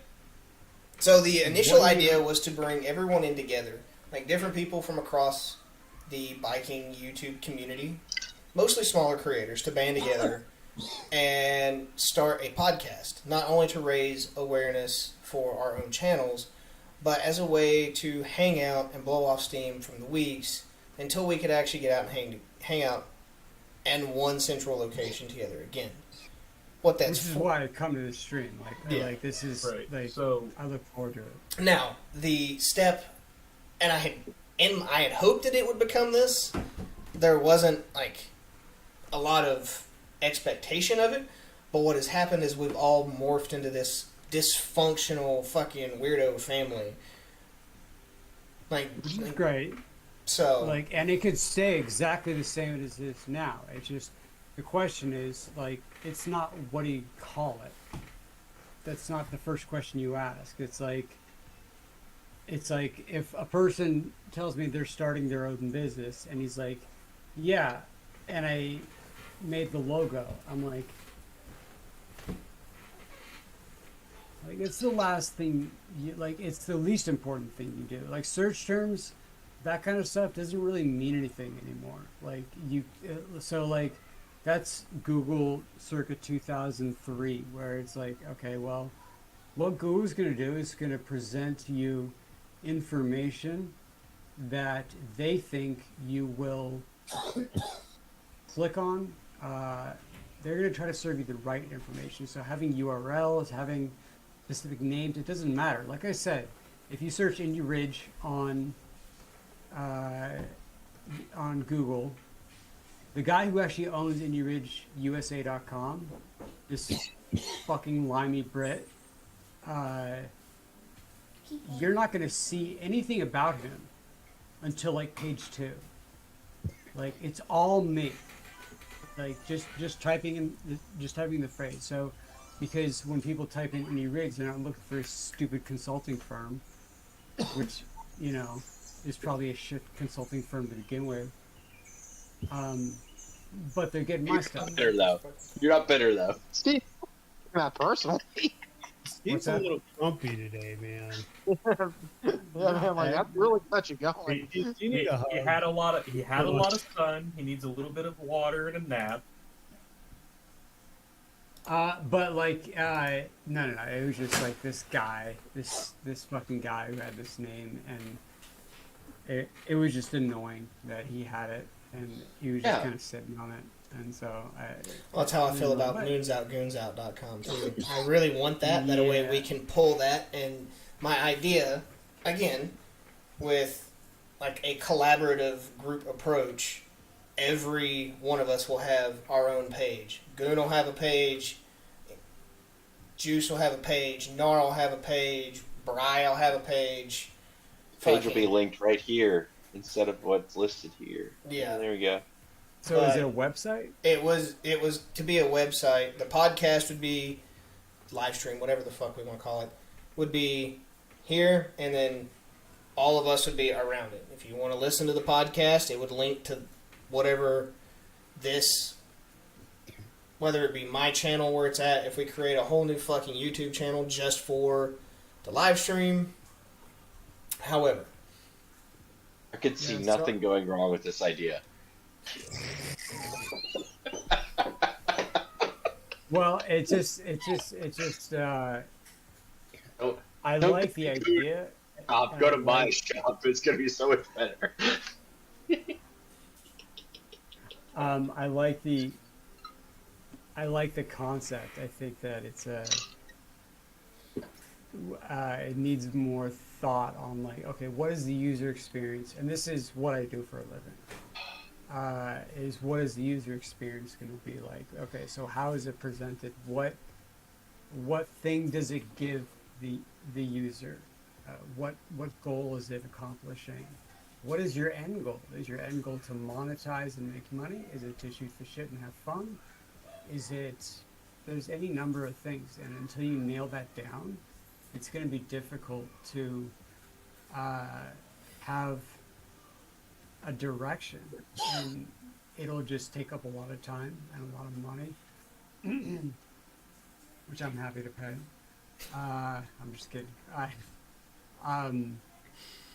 But unless there's like a specific thing that you want, like there was a comment, I forget who, that's like, well, why don't we just keep it the way it is and just have our Friday night blow off Steam chats? And that's a good idea as well. So it's like, okay, well, do we want to introduce merch? And then I brought up the fact that I have a 40,000 person email list. I have 20,000 push notification subscribers.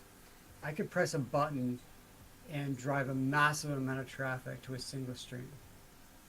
So it's like, but do you want that? Like, someone said like, well, it's kind of got that organic people vibe, and we don't just want a bunch of randos in the chat and being weird. But it's like, okay, well, what do you actually get? What do you want? You want growth? Yeah, I've got like the devil and the angel on my shoulder. I'm like, yeah, send it. Give me them. Give me them. Give me those viewers. And the other one's like, but is it morally right to do that? And like, do those people really like want juice, or like they just got directed there? I don't feel like live streams are growth. I think live streams are to sustain your base, but I don't feel like they're going to grow. That's actually probably a pretty accurate take. Well, yeah, because I don't see any growth off these. This is those that are already following me. Like we've got Jerry and Doug who are in here damn near every week. Julie joined. Boy, Doug. Julie subscribed off the last Goon video and was just interested in what the live stream was. Dude, Julie is a Shade Tree Army like loyal. Like, okay, she's in it. She just happened to pick up on our shit recently, which is really cool. Yeah, but I mean, like, to Bry's point, it's like, okay, well, videos and content, like, what do you guys want to do? Like, I mean, I think the combination of the two is good, right? You want the videos that are evergreen that are going to grow your channel, and then right. making the lives and making it relatable to people, and people feel like they're able to engage you is good. The problem with that, though, is I find with lives is it gets to be nonsense after a while, right? It's just the side chat striving for attention. That's where we live. People get bored with it. Where we strive is the nonsense. Our niche is the side. Our niche is chaos. Yeah. And debauchery. No, I get that, but is that something? Is that mainstream? Hell no. Yeah, but if it's not mainstream, can you grow? No, and I think that's a very good point. Yeah, like, but I'm not saying don't we do it. we choose to like pursue things that aren't necessarily wise from a business standpoint. Now, going back to what you were saying, you've got your Instagram and you've got your YouTube channel. So it's like, all right, from a business perspective, why do you even have that? Not like not knocking you or anything like that, but it's like, okay, well, like, are you guys actually trying to promote and build your own presence on YouTube or wherever, the podcast? It's like, what's the end goal? And what do you guys want? So I kind of feel like go ahead. the live stream builds more relatable. Like Brian was talking about, it makes us more relatable. Like we each have our own unique flavor on Moto brand, if you will. But every Friday, this is us coming together, being relatable, and I completely just lost my train of thought. I get where you're going with it. It's like, okay, well, there's a group essentially, and it's Shut up. It's my fucking 10-year-old's over here laughing at me because I just fucking blanked out. I was like, I swear to God, someone just No, I wasn't talking to you. I was gonna say, Doug just put it in the chat. He's like, the core tenements are like, convenience, service, and relationships. I think that's pretty fair. It's like it's not always about like But a Steve, dollar figure. I It's know about what Steve's. You like, are Steve's trying to asking- build the network, and that in turn should earn you some dollars, but also it's more about building a brand and connecting with people and being in mutual service to each other. So it's not a one-way relationship. I think that's what distinguishes us as content creators from a traditional business. I don't know that it's not always as one-sided. It's like you have to put in what you want to put in order to get out what you want to get out. Maybe that's way oversimplification. Like, there has to be an active engagement. It's not like, oh, I'm going to sell you a boots, but also it's like as if, Steve well, I need McBride to got know me what those thinking boots now. were, as if they were indie rich. What do you mean? Like actively seek feedback, like constantly. Like what we're doing right now and having we're getting very meta, by the way.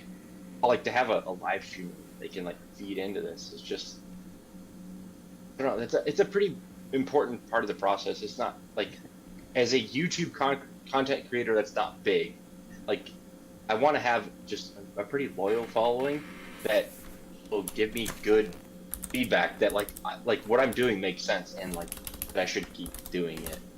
Not necessarily promoting a product, but as a me. Oh, I'm not saying, like, it has nothing, like, when I say, like promoting, or, like, I hit my email list, I'll just say I'm doing a live stream over here on Friday night, tune if you want. I mean, there's nothing wrong with that. Like, I can send out the push notifications that, the Goon Squad, or whatever we call it, is going live. You know, it just, it has no, like, it's not to sell product. Like, that's not how I sell product. I don't sell it by saying, like, okay, well, come to the live stream and watch. I sell it a bunch of different ways. So it has nothing to do with any ridge. It's just, the fact is that I just have a lot of people who I can contact, and some will stay. You know, most will go after a certain amount, but I've got, you know, I've got some levers that I can pull, and so it's like, what do you guys want? You guys want to grow organically? Do you guys want to keep going feedback? How much time and effort are you really willing to put into this? Because Brian knows, fucking hard. It's super hard. Like, and it's a money pitch. Well, yeah. I'm sorry. No, that was it. Is unless you're doing, and this is simply my opinion, unless you're doing a podcast, right, or simply a podcast, how is anyone relating to you other than the live stream, right? Because I feel like live streams are a great supplement, but how do you get people to come to that, right? Because I feel like post-COVID, everybody and their brother was doing live streams. Myself too. I'm not saying that, but how do you?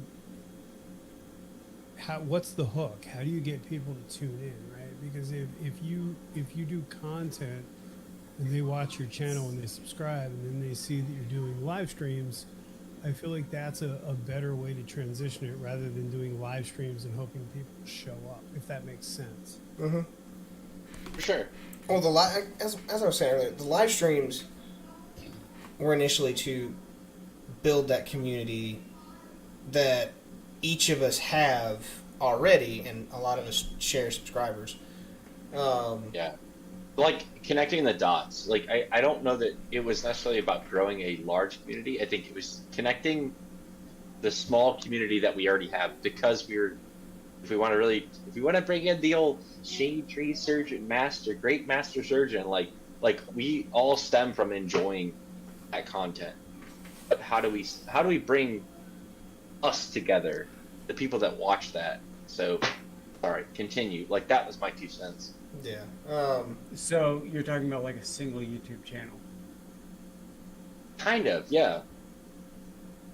I think that's probably a better idea. It'd probably take some of the stress off of, you know, individually you guys have to create content on your own and have when it drops. That's actually a good idea, because you could collaborate, and then doing a video every week isn't a grind, right? Because if you have 5, It's one video every 5 weeks. Yeah. So like, and that's what YouTube wants, and there's, you know, like, depends on the output in general from the creators. It's like, you know, they want you to be consistent. They want you to create reels, but if everybody's having to do it on their own channel versus having the aggregate, the thing with Shade Tree is like people tune into him because he gives away bikes. Like, Yeah, it's almost it like, but I think they're in a transition period where they are becoming rap star, but they're still very much so Shade Tree Surgeon, Shay Lisi. Whereas, and I think we are like sort of in that same bucket where maybe someday we will be collectively just be Weirdos Assemble or whatever the fuck we're gonna call it.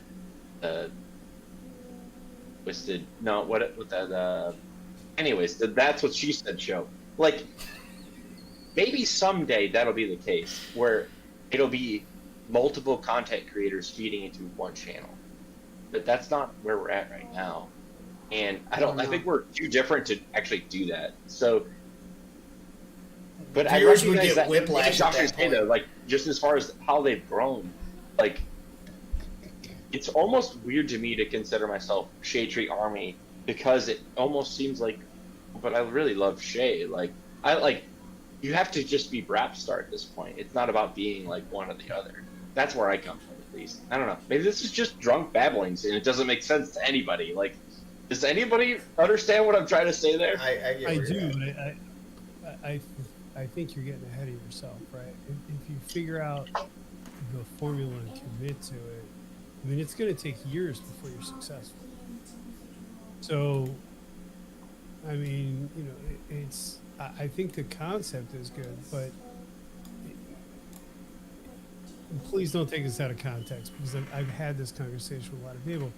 I feel like it's shut up, put your head down, and do the work. There's no other way to succeed with YouTube. No, 100%. I think the collective idea is good, but I've seen, like, with podcasts, I don't know if you guys watch the 530 Bikers or follow them. They're all great content creators. Together is their strength, but none of them have had YouTube channels that really exploded long term because their uniqueness is together, right? Separately, they're so different. Yeah. How Sounds would like us. well, Well, it's like yeah, but it's also done with a specific formula, right? There's a bookend done a certain way.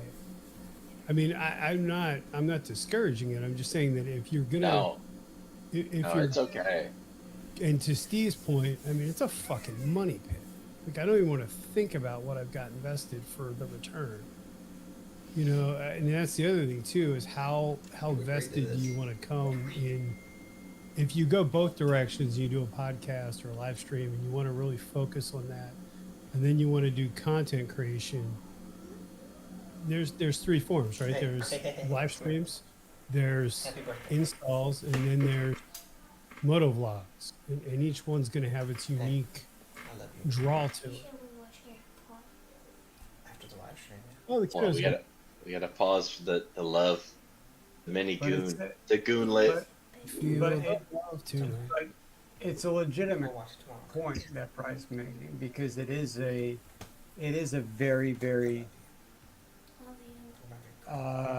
it's a very, very long grind. I started with my partner in 2015.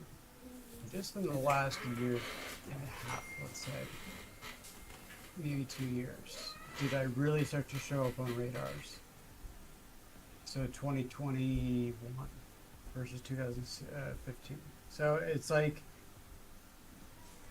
6 years of anonymity, and then all of a sudden I get comments on unboxing and reviews like, all right, I gotta see what all the hype's about, and I'm like, motherfucker, like, hype? Like, I've been doing this shit forever, and it's not hype. I don't pay anybody. Well, I paid 2 people because they wore my stuff. They have a large audience, and they deserve to be compensated. But other than that, what are you talking about hype? So it's just, what do you want to do with this? Now I like dropping in, and I like shooting this shit with all you guys. I like seeing you guys. And I'm not a content creator, although I probably should make some You content. quite literally create boots, which are content in themselves. Facts. Well, I don't create digital content, not nearly as much as I should. Fair enough. Fair enough. Except for our shirts, by the way. Yeah. Now. Well, but I did that because like I'm in the position to do that, and I want you guys to be able to get something out of it, to sell apparel. Like if I've got fucking,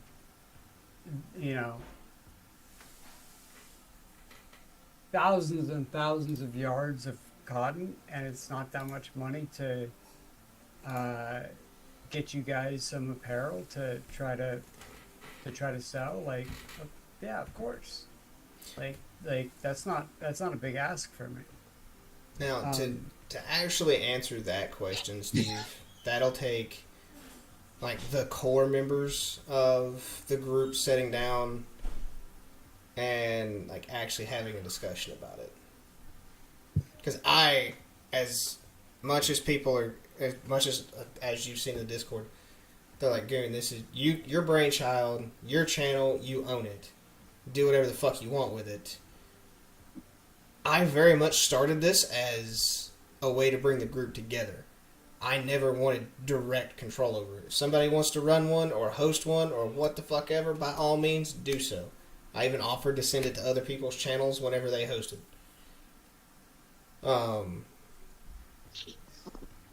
Because I believed in that group, that collective portion. It's easier to keep on your channel, by the way. Well, yeah, I think it was what we figured out. As we've learned, yes. Oh yeah. Okay, Aaron specifically learned. Oh yeah. Well, but the other side of it is you can invest in like Restream or StreamYard and stream it to multiple channels. Right? Because Discord is okay, but Discord is not going to give you the quality or the restream ability. I mean, if you really want to diversify, you could do that. Like, we need to go back to Riverside. No, Riverside. Oh, Riverside was not the move. oh.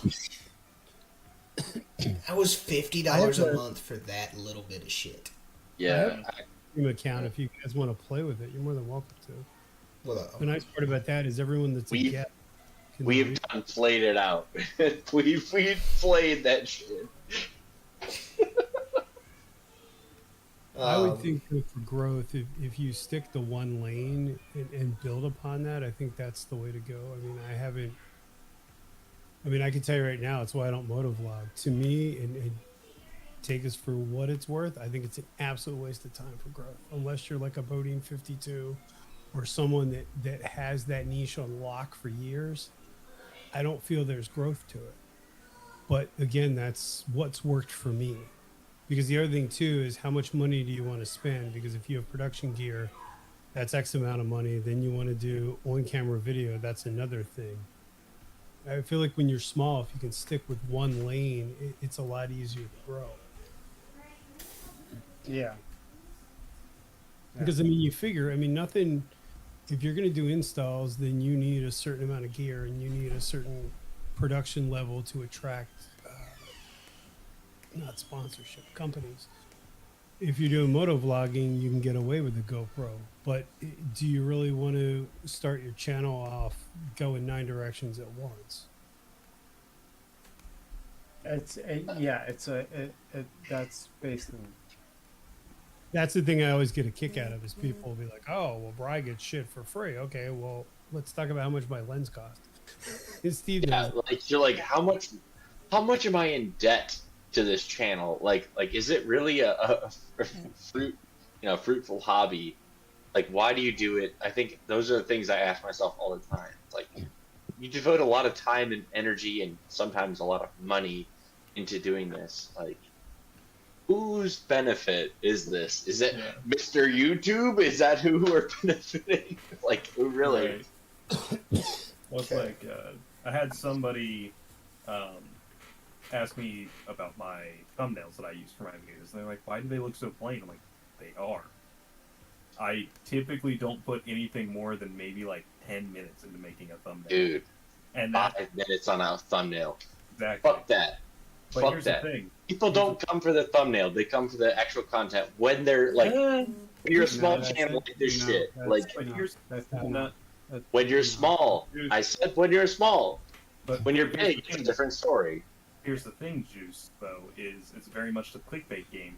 You have an attractive thumbnail, you have something very grabby, eye-catchy. It's obviously going to get more people initially.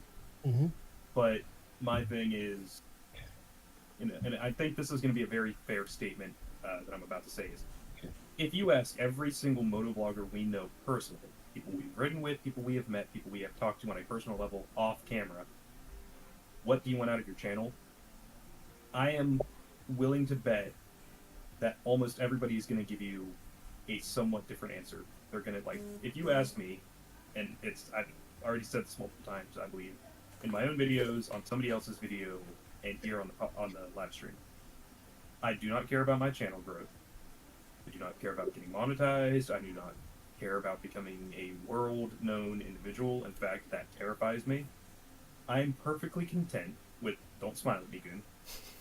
I am perfectly content with staying a very small channel, known mostly to the community that I am part of, as these videos being more of a way of me sharing what I do with them, my adventures with friends that other people, might not have the insight to see in or may have missed out on because of life circumstances, getting just kind of glimpse at what we got to do. I've had friends, I've had family, they're like, "Hey, you do all these motorcycle trips, what do you do?" I'm like, "Here you go." Like, I showed my grandmother parts of a video from this past March, and she's like, "You got on stage and sung?" I'm like, "Yeah, we're not going to talk about that to anybody else outside of this room right now." Yeah. Because No, that's a really great point though. Like, I have to I sort of shield my family from some of this shit, and I'm small time. Like, I just live two different lives, and that's a weird fucking thing. Like, I'm not a big time YouTuber, but also I don't show my one side of my family, like a side of me that very much so exists. But I guess the point I'm trying to make Motorcycles. Is I'm not doing YouTube as a potential business and monetary gain. I'm doing it more as a shareable video diary would be an appropriate way to phrase it. Okay, so that's one. Goon. What about you? I've been wrestling with this question for a while because and I was gonna make a whole ass video on this. Still can. But right now, the channel is about building a collection of videos for my kids to look back and watch while building a community. And then when I get out of the Army, whether that be in 2026, 2032, when I finally hit 20 years, I can retire with a fucking paycheck, which would be nice, is to move somewhere that I could run a year-round campground and have a DIY motorcycle garage somewhere out from it. Then the YouTube channel's purpose still doesn't change. It's still going to be just my adventures, whether I get monetized or not. If that makes sense. Or if I just completely rambled for fucking 2 minutes, I get that too. That makes sense. Yeah, it does, and I like that answer. I mean, I like Aaron's answer. I don't know if Yankee wants to chime in. The Yankees Wow. asleep. He's asleep. Nope, not asleep. Ah. Okay. Hayden. But So it's like, I think that it's a good thought experiment. It's also the more people that you would, the more people that you include in something, the more different goals that that person is going to have, or that each person is going to have. So nothing at random. It's going to be this. This is going to be that. I do like the idea of the community aspect of it, and under one channel, just simply for the aggregation of content. I think that would be a good idea. And again, like the way that I would contribute, and again, you guys can say no to this, like I could have a spinning wheel, like, all right, well, this is what the discount's going to be today. Here's a discount code that's good for 2 hours while we're live. That's I love that and- idea. And so it could be like buy a boot, get a pair of gloves for free, or like 40% off, something ridiculous. And that would be my contribution, because I want to help you guys.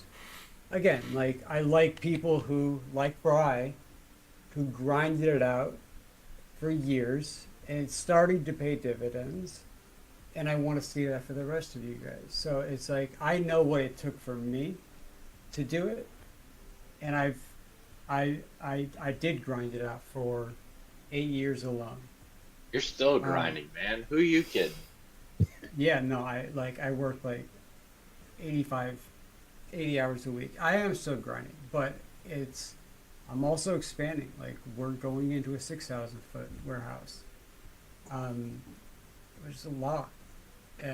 Again, like I've got 14-foot ceilings and they're packed. I've got a bunch of new models. I've got apparel coming. Like, I got a ton of stuff coming. But it is a grind. Fortunately, I love doing it. It's fun. I like to talk to you guys. I like kind of the cult following that I inadvertently created. I didn't expect that. I just wanted to make something that I thought was cool.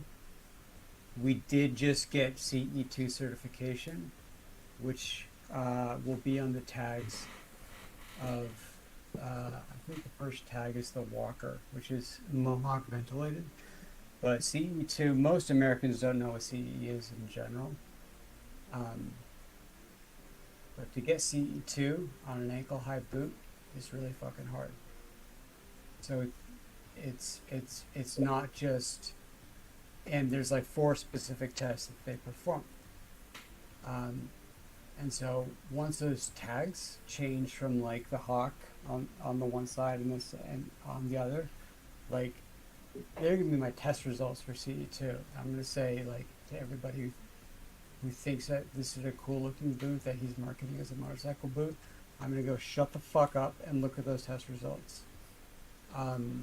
That's the version 5 is when the tags are on the boots. Now, granted, they're the same boots that I've been using, but it just takes a long time to get the actual certification, and then, you got inventory that doesn't have the tag, so it's like, it's not. So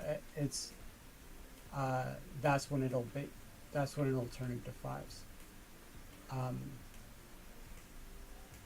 But, like, that's my thing.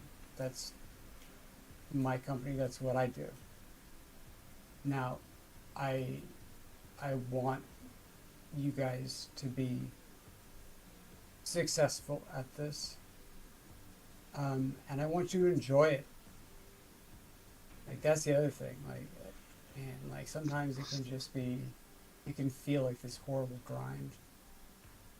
And you're not getting anywhere, and it's like, all right, well, what do you want to do? Well, I want to make cool stuff for riders that I don't see on the market. That's what I want to do. So I do it.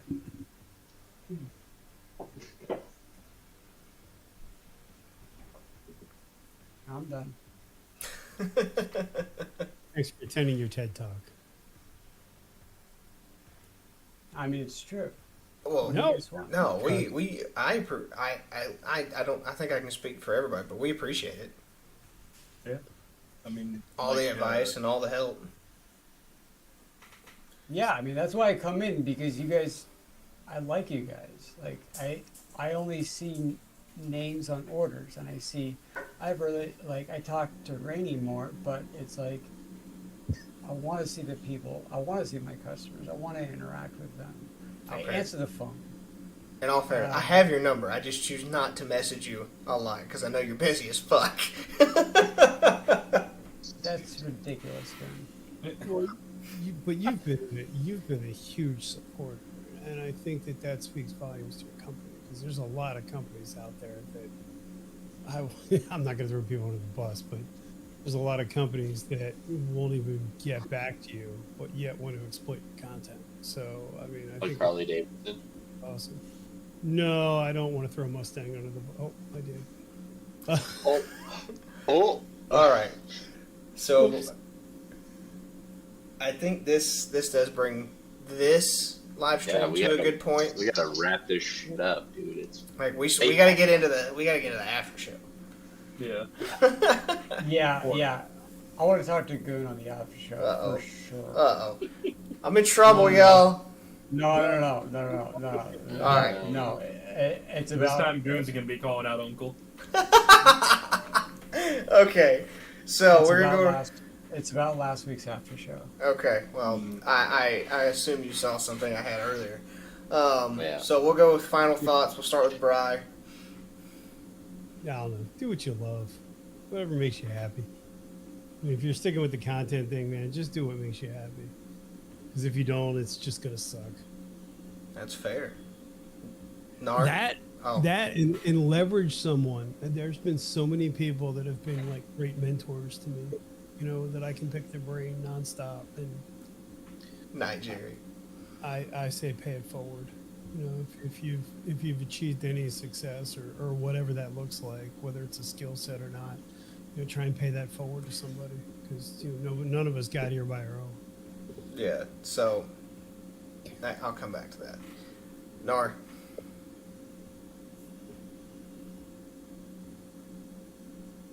Do your own thing and enjoy it. And if you don't enjoy it, find something different. You know, Facts.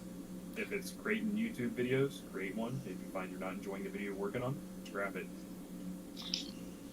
You know, don't just force yourself to do something you don't enjoy, and don't force others to do things they don't enjoy.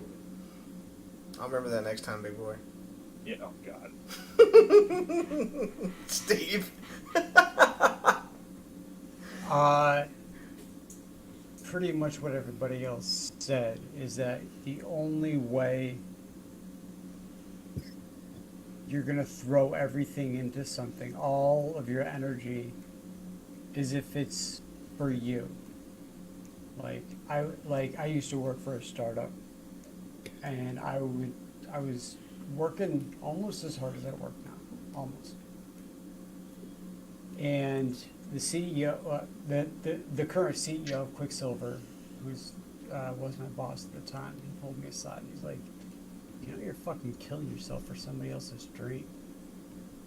And I was like, oh shit, that is true. And so I was just a salaried employee, but I was just, it would like, that's what it felt like I had to do. There was so much pressure. But I work more hours now, and it doesn't feel like it. Like, I'll be in the warehouse, or I'll be on the computer, I'll look up at the time, it's 11 o'clock, 12 o'clock, I got in at 9. And it's because I know it's mine, it's so much more, it's so much more fulfilling. And that's what I'm going for at the end of the day, is not happiness, because that's kind of like, that's not, I don't think you're not going to get happiness out of life. I think you're gonna, what you can strive for is fulfillment. Fair point. Juice. That's a tough act to follow. I was thinking the same thing, man. From now on, it goes last. No, I think it highlights like the distinction and kind of like where you're at versus where I'm at. Though. Like my mindset is very much still small time. You've got your own fucking company, and like you're doing like so. I don't feel bad having a different take. I guess is my point. Yeah, I don't know. I think kind of like what Aaron was saying is like what I typically say is like if you don't enjoy what you're doing, then fucking stop doing it, because especially like in our realm, in like the hobbyist level moto vlogger realm, like if it's not fun, there's no fucking paycheck at the end of the day for us. Like stop doing it then, because like if it's not fun and you're not building community and you're not doing all like doing the things that kind of like make it fun otherwise in a non-monetary sense, yeah, stop doing that. But otherwise, I would say I would highly encourage you all, like, do what we do, connect with the people that we connect with, and other people beyond, because I think I've met so many people across the country in this, just putting myself out there, doing a little bit, just the tiniest bit of risk. If you put yourself out there, you'd be interested in kind of like finding new people, different perspectives, but also commonalities. Motorcycling is great, but you'll find a lot of commonalities with people. Just put yourself out there. One thing I want to piggyback on that. I don't know how old all of you guys are. Goon, how old are you? 31. Yeah. What? What time is it? Juice? Yeah, I was gonna say I'm almost 29. I'm 28 still, but yeah. Yankee? I got about a half an hour, and then I turn 31. Hey! Happy birthday! Happy birthday, buddy. Nar? Must. Nar, 16.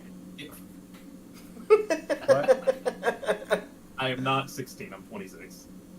Okay, so here's the thing about being 37 and Bri being, 38. Thanks.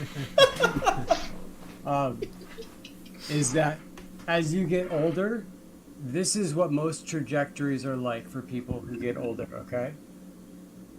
This is the truest statement you'll ever hear.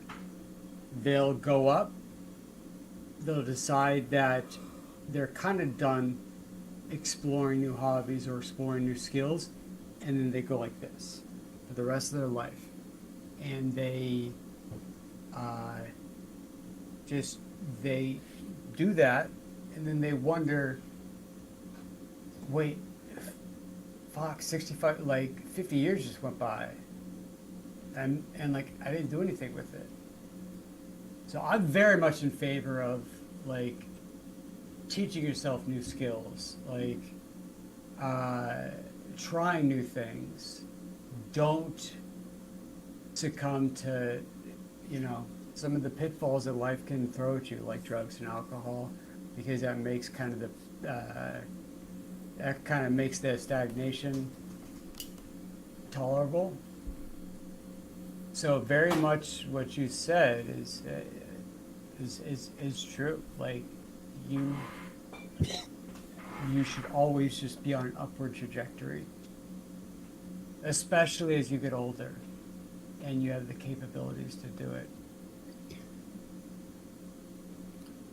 Bri, hide your wine. Get busy dying. No choice. All right, birthday boy. Well, to quote that cinematic tour de force known as Braveheart, just be yourselves.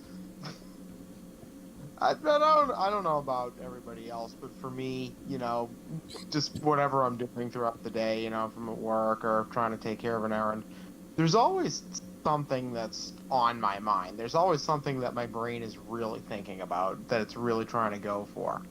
That's sort of the thing that and for everybody else, whatever that is, that's going to be something different.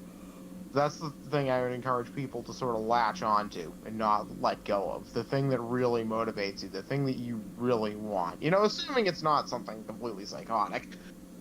Um, you know, for me it's like a lot of outdoor stuff. I have goals in mind. I have things that I want to chase down. That's, you know, what I kind of daydream about, and that's just what I never let go of. I would assume that when it comes to making content, you know, if you kind of make it about that, then the passion just sort of ends up bleeding through. And yeah, don't get me wrong, it would be work. There's always going to be the work involved. You're not getting around that. But that's the gas, so to speak. So I don't really have anything more to say on that. Okay, well, I guess it's my turn. Fuck, a lot of bangers in this one. It's Definitely banging. later, baby.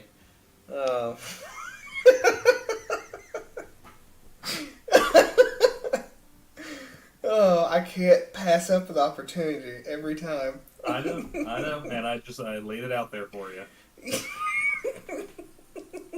All right. Always Eh? Anyway. No, not this time. First things first, and that's is be good to each other. That's just a simple fact of life.